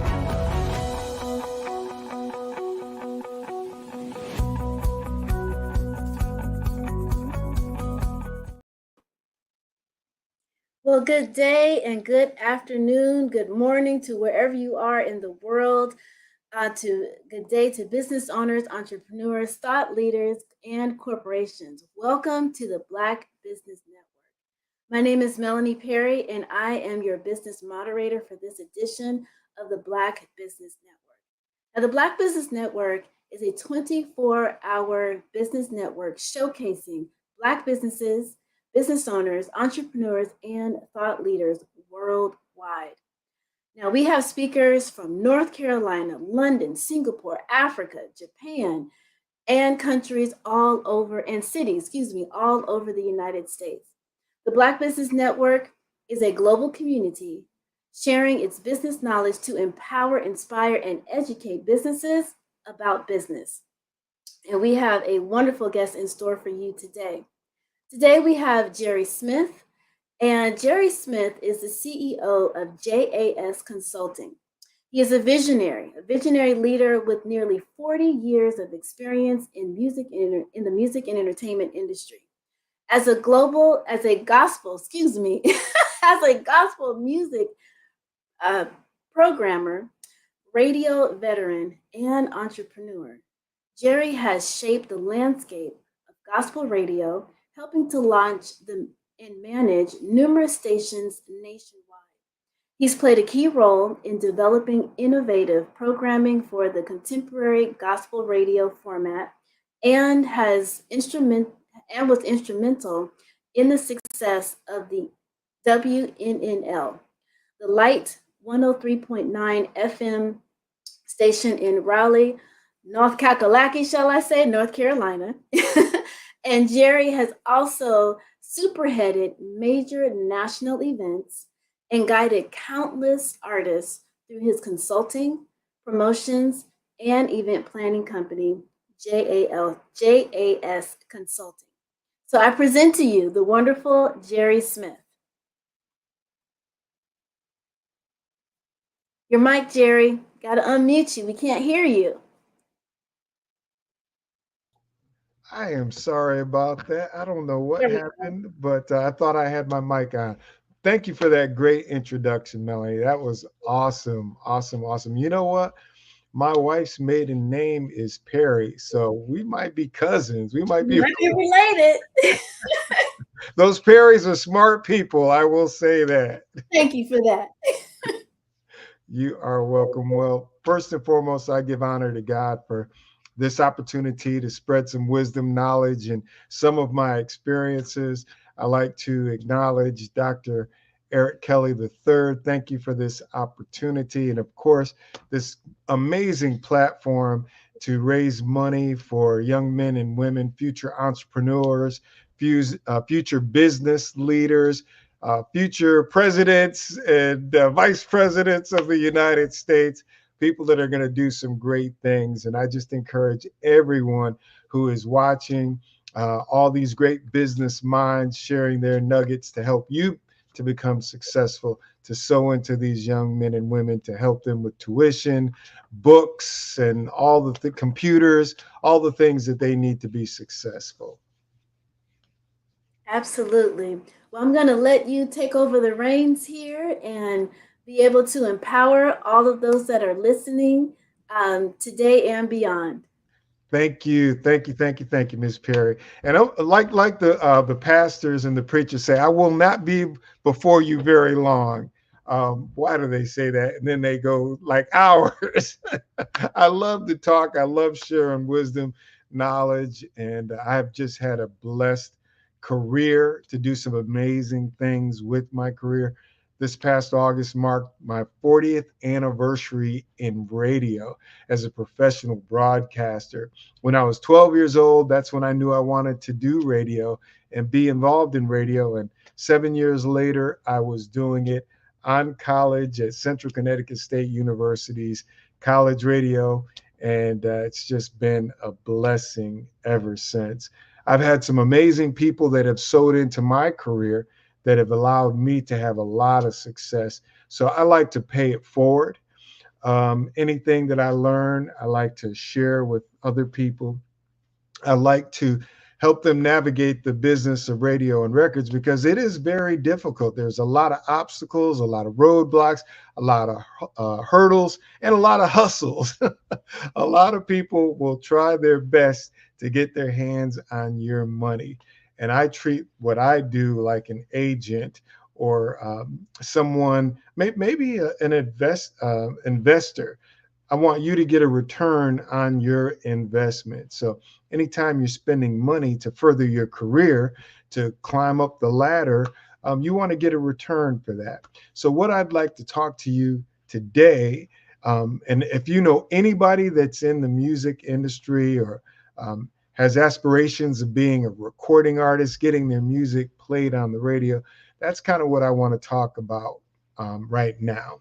All right, I'm going to give you a few minutes to send an email to them, or a text this link, because this is very, very valuable. In 2020, due to COVID, the company that I work for had to make some tough decisions, and they laid off 300 plus employees, and I was one of them. And I had to pivot. I had to do something to put food on the table, pay the rent and all the bills. And some people asked me if I would be their record rep.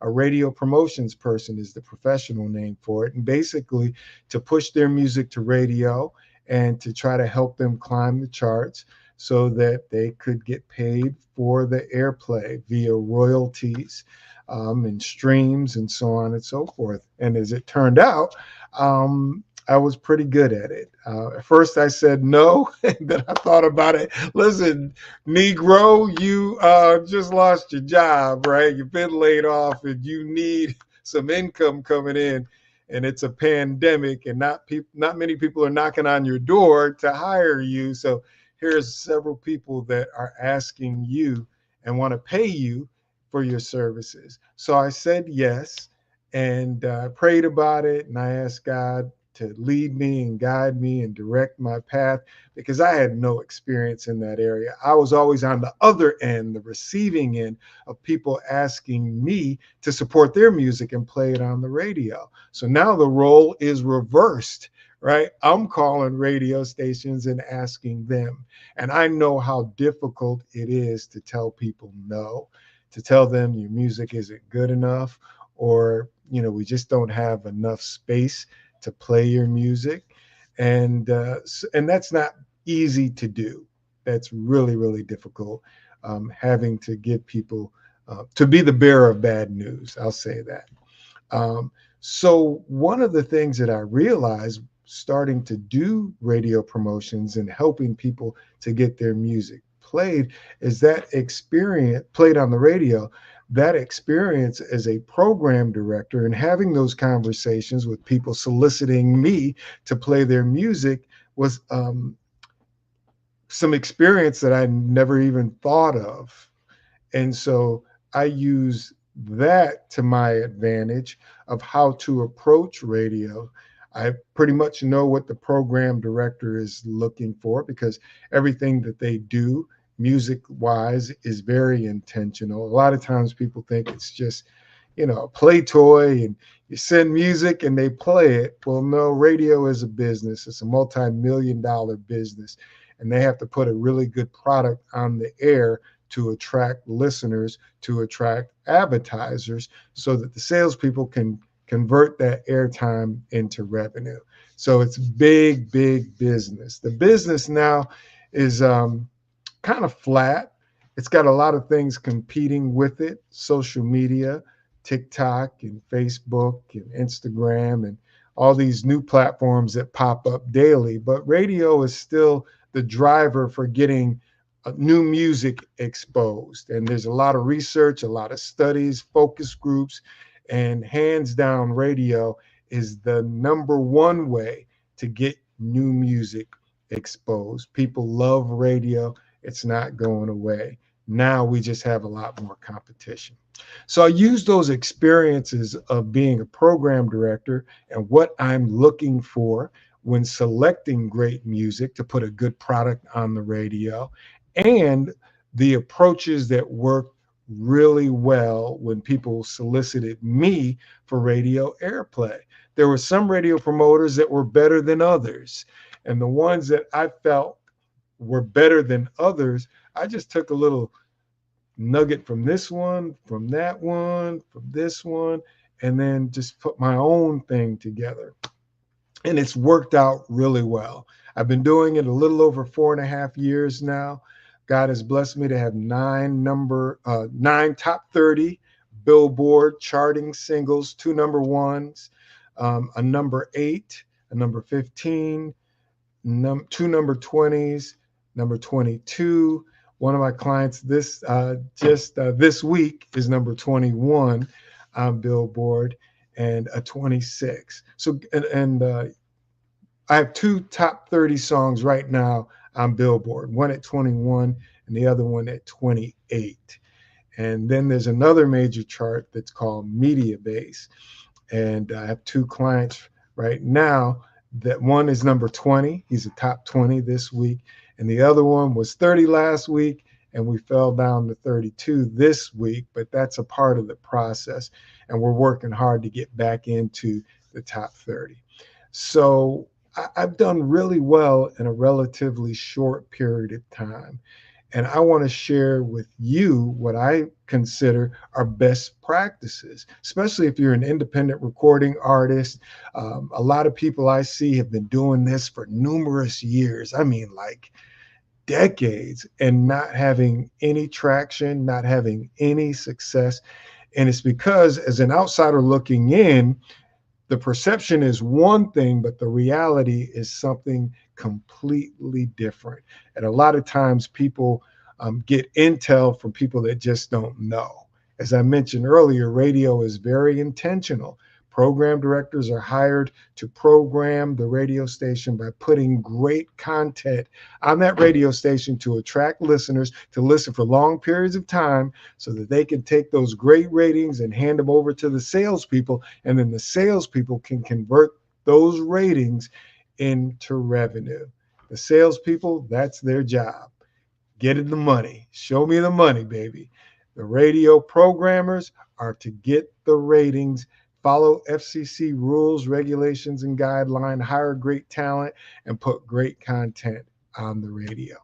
All right, so hopefully you had a chance to contact your cousins, your brothers, your aunties, your sisters, your family and friends, to tell them to tune in so I can share these nuggets with them to help them to navigate radio and records. It's a lot of hurdles, roadblocks, and obstacles that you got to get around to have success.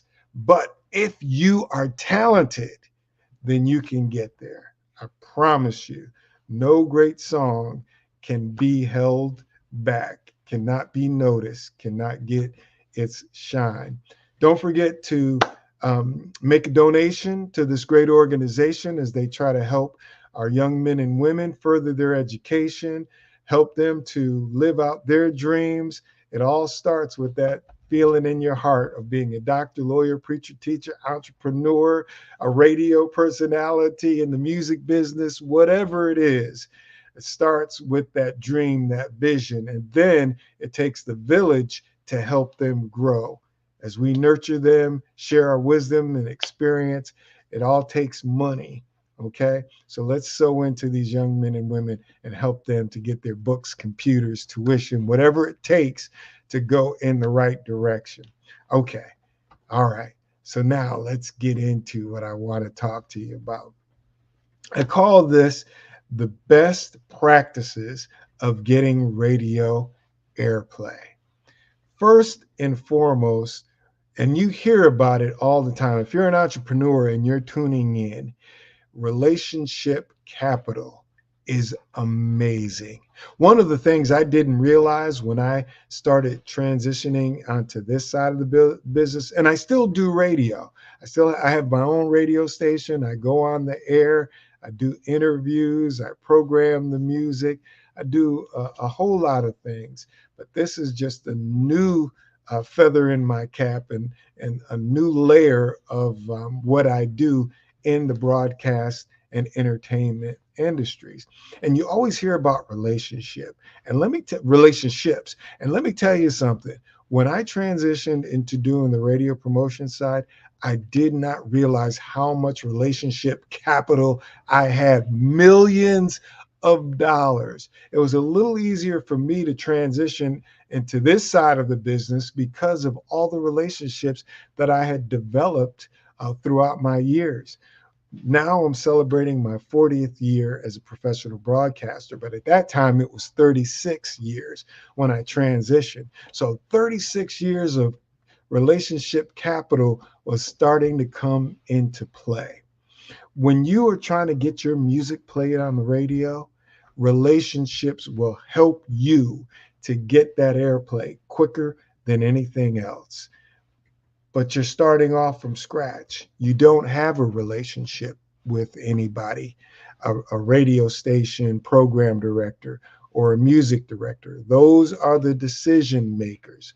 The DJs can offer some input, but they can't play one song on that radio station without the approval of the program director. Okay, because all of the responsibilities of that radio station that goes through those speakers is on him or her, and they don't want any surprises. So any song that you hear usually is approved by the program director. Okay, so that's one area that a lot of people make a mistake. They think because they have a relationship with the DJ that the DJ can play their music. No, none of my staff members would ever play any song without my approval when I was the program director of the station. Okay, so know that. All right, so develop a relationship with the decision maker. All right, so let me back up. The first step to do is to call the radio station, ask what days and times the program director and music director take calls. All right. There's 1, 2, maybe 3 days. Most only have 1 day and a window when they take calls for people to solicit music. We call it music tracking or music calls. So the first thing you need to do is to find out what day and time they take those calls. Normally, they don't take any music calls outside of that window because they're busy.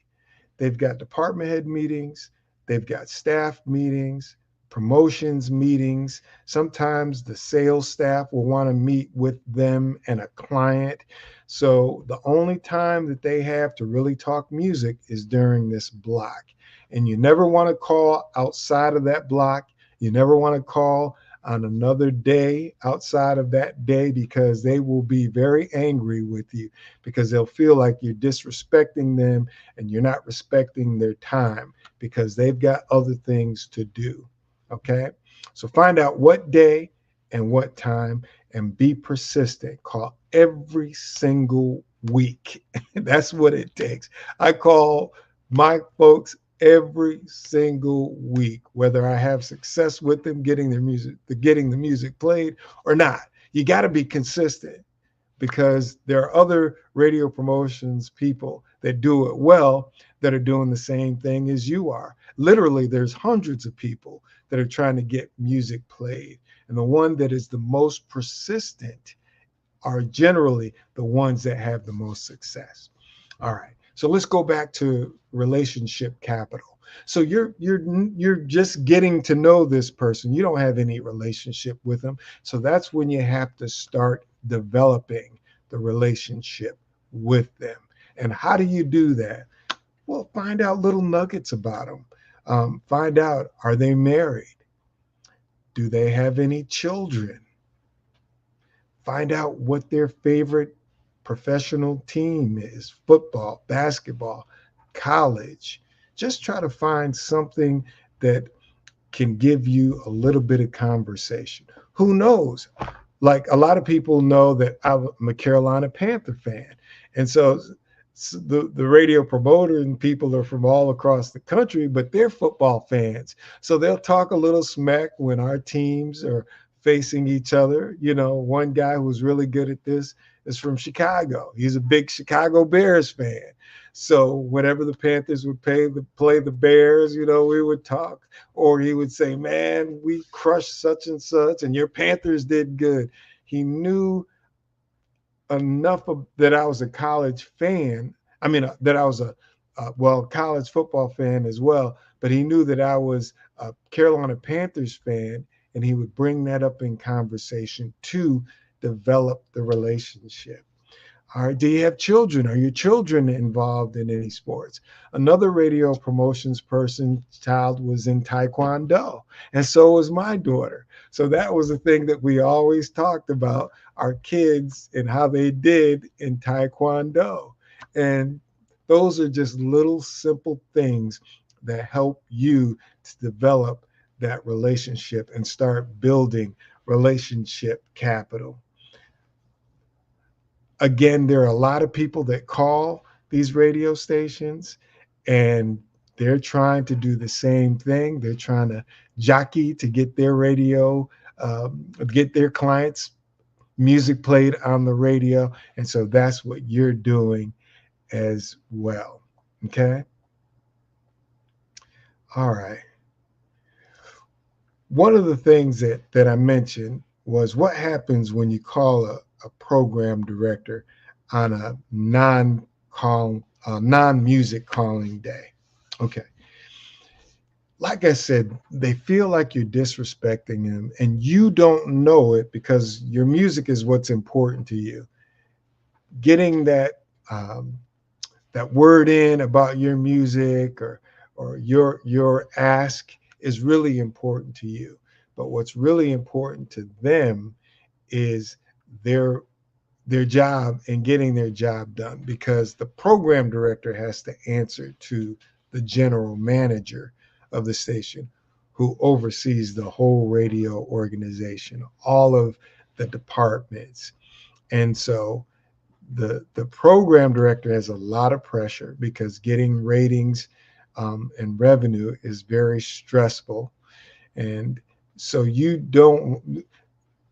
I cannot express how bad it is if you call a program director on a non-call day until you develop that relationship and they give you the green light. So please be disciplined, find out the days, the times, and make your calls on those days. All right, so you got them. You established the days and times to make the calls. Now your pitch, okay? And I actually kind of got ahead of myself now that I think about it. And you got to have good music. You got to have a good product, okay, in order to get your music played on the radio. Doesn't matter how you look. You can be the finest lady this side of California, and that doesn't get your music played. You could be Denzel times 1,000. That doesn't get your music played. It's what comes through the speakers, the sound of the music, the quality of the music, the production of the music. So that's really key, and that's important.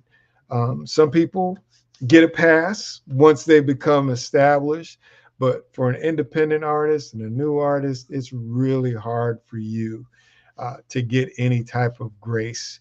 You got to come correct and you got to come strong out of the gate. Make sure your music is good.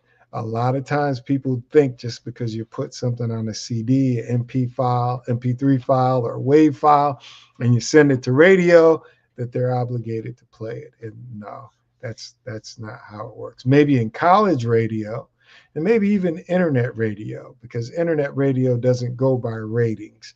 So there's a lot more freedom. But commercial radio, professional radio, it has a higher standing and it's standard. That's what I meant. The standard is much higher there. And so you've got to bring it. Okay. All right.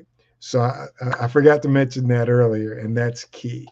All right. So you got a great produced songs. The vocals are great. The background vocals are great. The message in the song is great. Everything is great. Now you're trying to get your song played.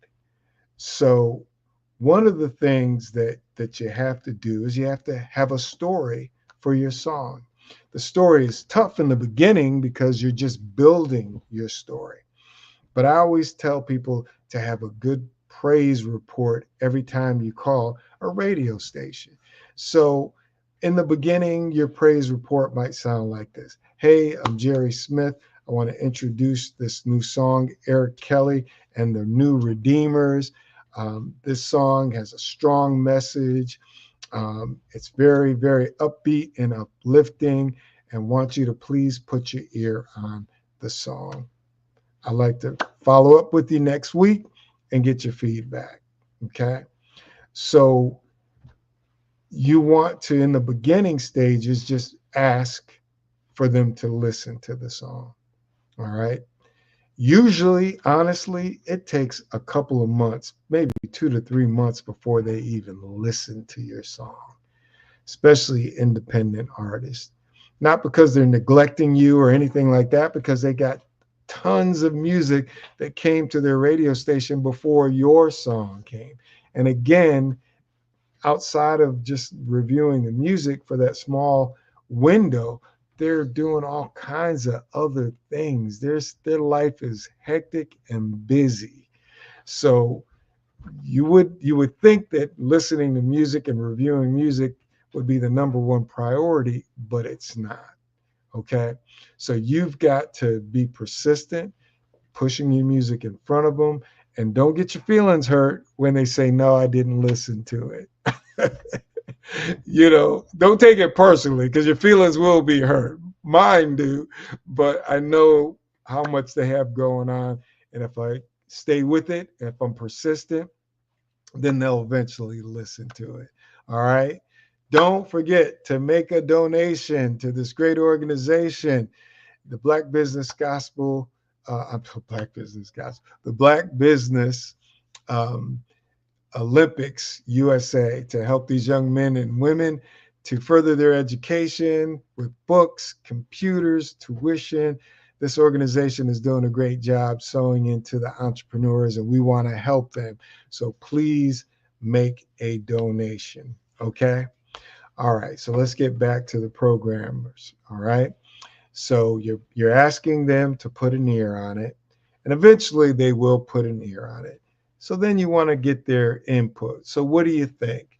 Hopefully they'll say, I like it. Now, if they say, well, I don't have any room right now, that's a good thing.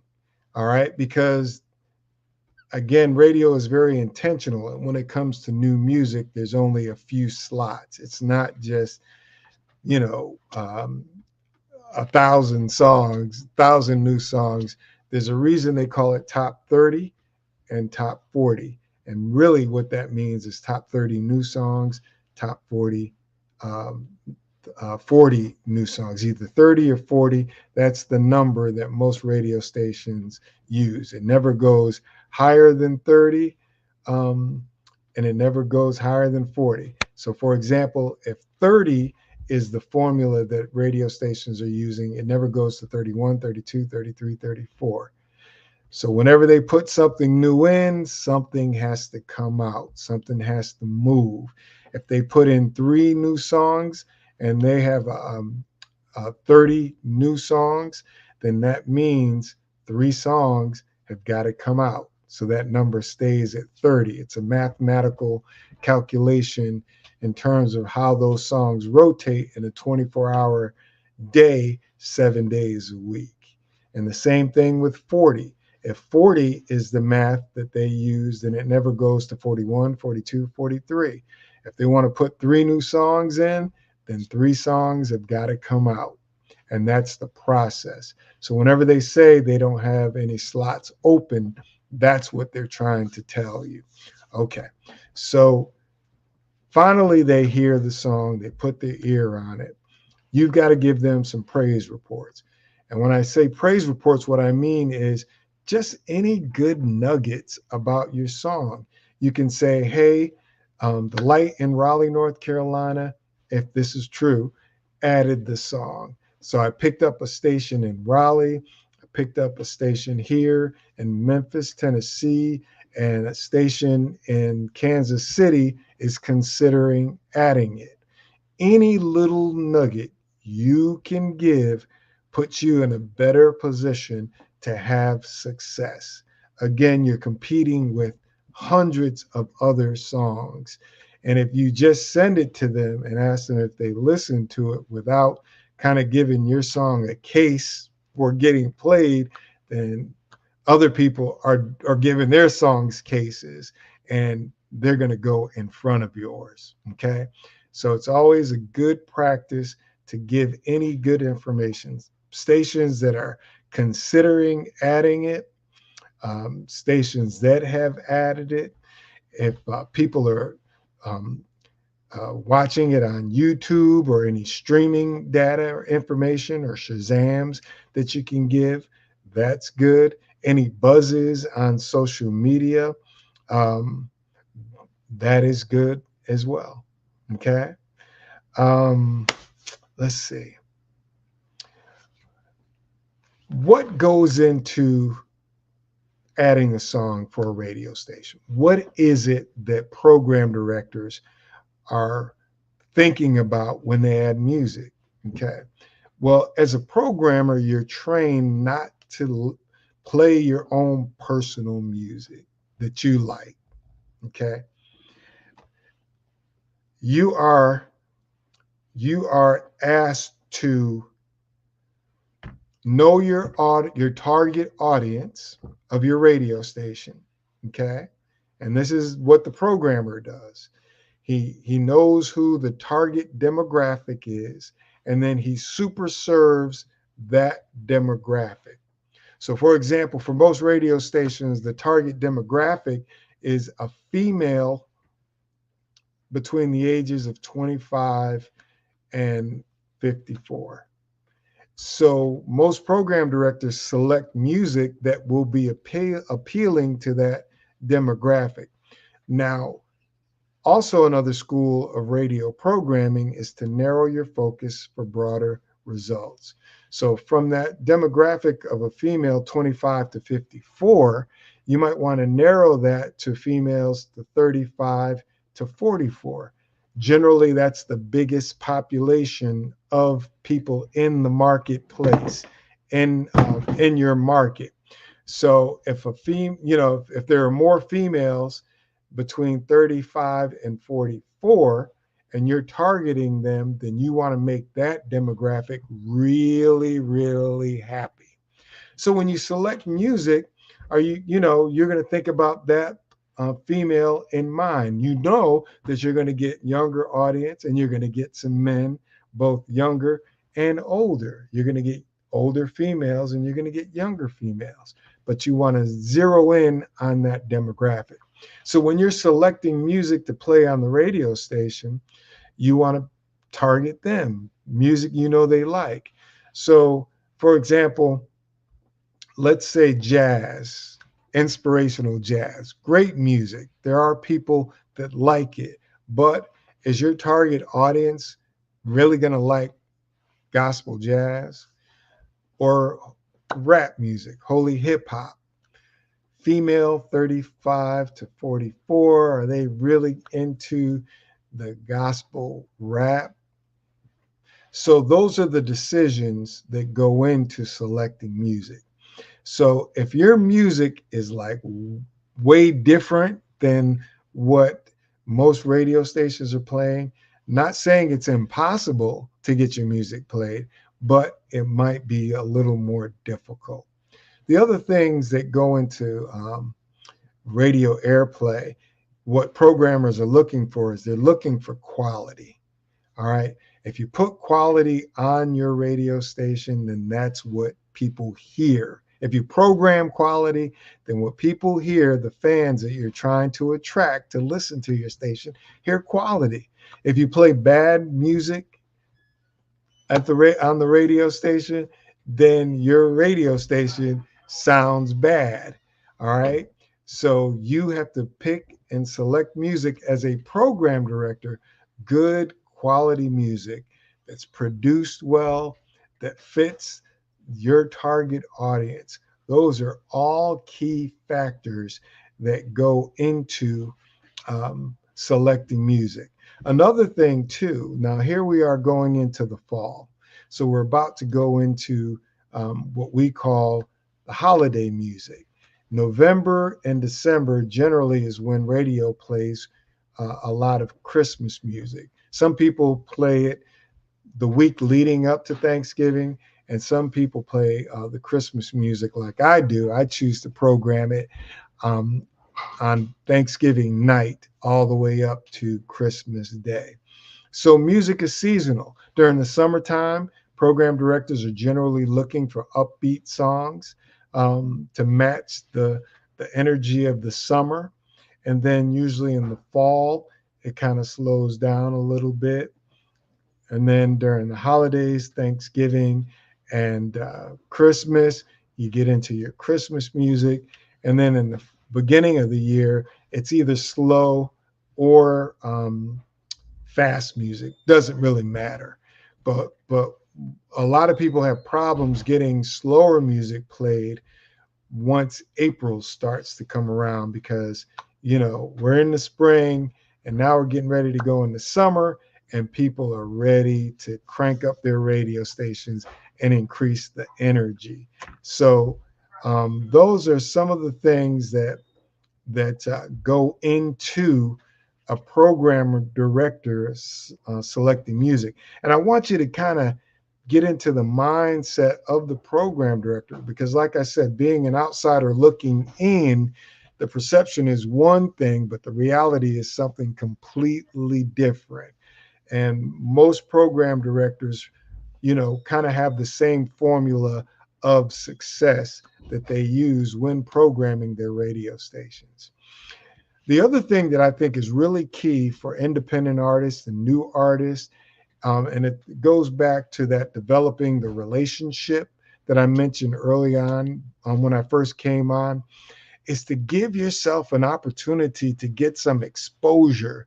Take advantage of when radio stations do like summer concerts, Praise in the Parks, Unity in the Community Days, harvest festivals, anything to get in front of the program director and his audience. There have been so many times when I've had an event like Unity in the Community Day, and a record label would say, "Hey, Jerry, we heard about your Unity in the Community Day. We want to send this artist down to perform for your event." And I've seen them perform, and I've seen the reaction from the audience, and I'm like, whoa, the audience loves these guys and their music sounds good. And I played their song and have developed a relationship with them throughout the years and play their music, because anytime somebody does something like that for you, you want to help them out. You want to help to get their music out there. So take advantage of opening up for other artists when there's a concert that's coming into your town. Okay? Listen, I'm about to wrap things up and close things out here. I want to thank Eric Kelly again for the opportunity to be amongst you and share information about my company, JAS Consulting and Entertainment. You can find me at jerrysmith03.com to find out about all the services that I do: radio, records, workshops, concerts, events, MC events. God has just blessed me with so many talents and so many skills, and I just love doing what I do. As I mentioned earlier, at the age of 12 years old, God put radio in my heart. And as you can tell by these gray hair and losing some of my hair now, I've been at this for quite some time now. And it truly is a blessing to do something that you love and to help people fulfill their dreams and desires and their purpose and destiny as well. So you can go to jerrysmith03.com. Also, I want to send a big shout out to my old radio station that I used to work for, the Light 103.9, Big shout out to Melissa Wade and the staff there. They are the recipients of a Marconi Award, for 2024 Marconi Award for Religious Station of the Year. That is a big deal. That's like an Academy Award for radio. There's no award that is higher than the National Association of Broadcasters Marconi Award, and they are the recipient. This is our second time. Look at me like I'm still with the light. It's my baby. I helped birth it, so it'll always be my baby. But it's the second time the station has been the recipient of this award and nominated numerous occasions, numerous times. So I'm really proud of Melissa and the work that she's doing and all the staff for the light. Kat, proud of you as well. It takes a team to make the dream come true. And all of you guys are hardworking people. Also, a shameless plug here. I'm really excited to announce that in 2025, I will be launching my own independent record label, Saintsville's Record. I'm really, really excited about that. Saintsville is a little community in Greenville, North Carolina, off of Briley Road, where a lot of my relatives live. My mom grew up there. My grandparents lived there.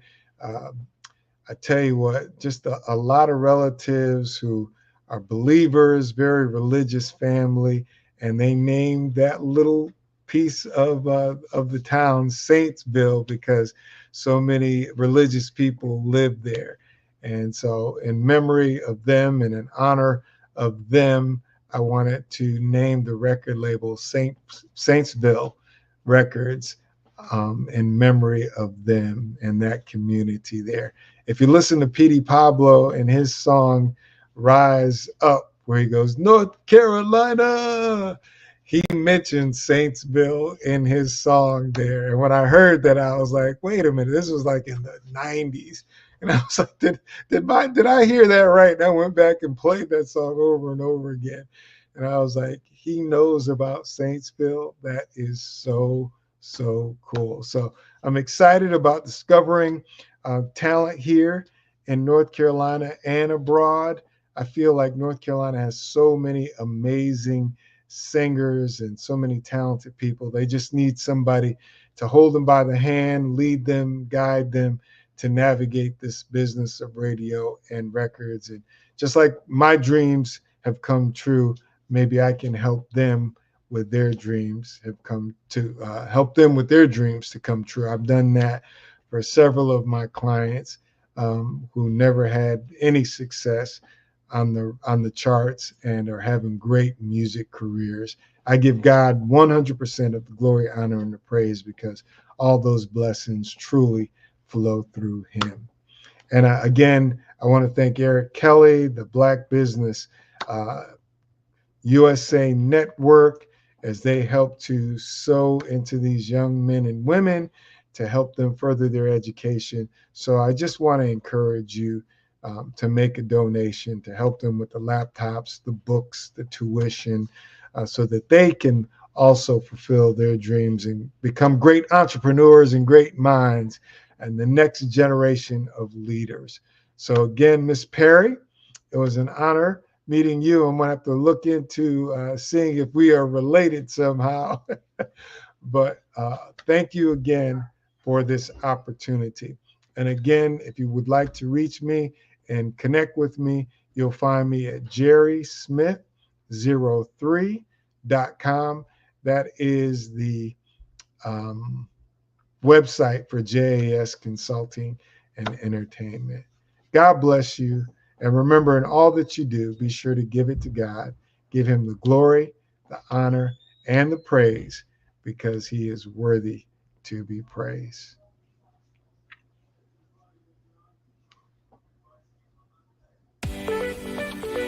You are in the right place at the right time.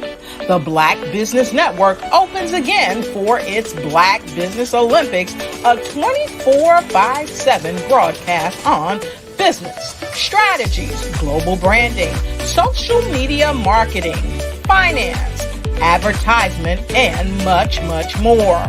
featuring the top, most powerful entrepreneurs and speakers and thought leaders from all around the world as they gather together for this phenomenal event. Join the Black Business Network streaming live into the metaverse, STEM City USA, Black Multiverse, Pod TV, Roku, Hulu, iHeartRadio, Apple TV, YouTube, TikTok, Instagram, Google Podcasts, Facebook, LinkedIn, IBM TV, Spotify, and Twitch. Tune in today and be a part of this amazing movement.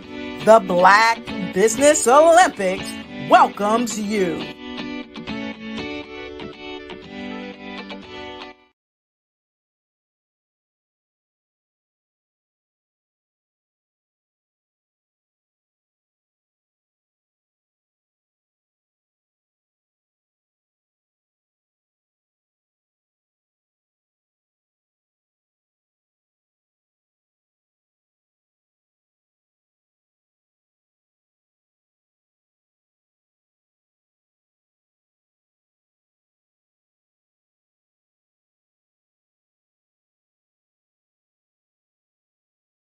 Hello, I am Dr. Eric Kelly III, the visionary strategist and founder of the Black Business Olympics. I invite you to showcase your Black-owned businesses on the Black Business Network global stage. The Black Business Olympics is a global Black Business Network platform that propels Black-owned businesses into the international spotlight. By showcasing your business on the Black Business Olympics platform, you can reach a worldwide audience of potential customers, partners, and investors. You can also establish yourself as a thought leader and expert in your field, attract lucrative partnerships, and more speaking engagements. In addition, the Black Business Olympics platform provides a valuable opportunity to connect and collaborate with like-minded entrepreneurs and business professionals from around the world. This can lead to new business opportunities, ideas, and relationships. Finally, by sharing your story and expertise on the Black Business Olympics platform, you can inspire and empower others. This is a powerful way to make a positive impact on the world and leave a lasting legacy. If you are a Black-owned business owner, I encourage you to seize the opportunity to showcase your business on the Black Business Olympics platform. It is a once-in-a-lifetime opportunity to make an indelible mark on the world.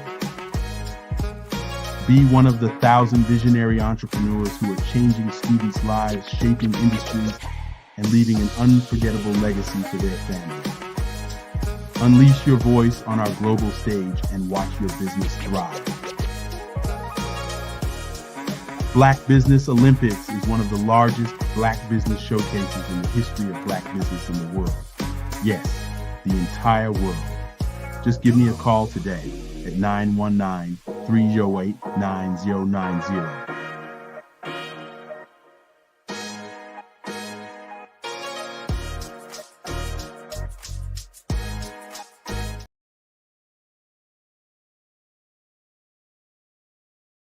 Grant McGaw, CEO of 5-Star BDM, is turning heads in the healthcare and information technology sectors with his groundbreaking approach to personal branding and business development. By challenging conventional strategies, he's setting a new standard for how executives present themselves and their businesses to the world. McGaw's expertise isn't just about standing out. It's about strategic guidance, generating leads, and building networks that propel executives beyond their competition. His focus on authenticity allows leaders to leverage their unique stories, driving exponential growth and success in their industries. Beyond branding, McGaw is a fervent advocate for diversity, equity, and inclusion in the workplace. He's committed to helping organizations cultivate environments where innovation and collaboration thrive through inclusive cultures. And for those eager to dive deeper, McGaw hosts the Follow the Brand podcast. Here, he unpacks the intricacies of personal branding and business growth, offering valuable insights for professionals eager to redefine their identities and share their narratives with the world.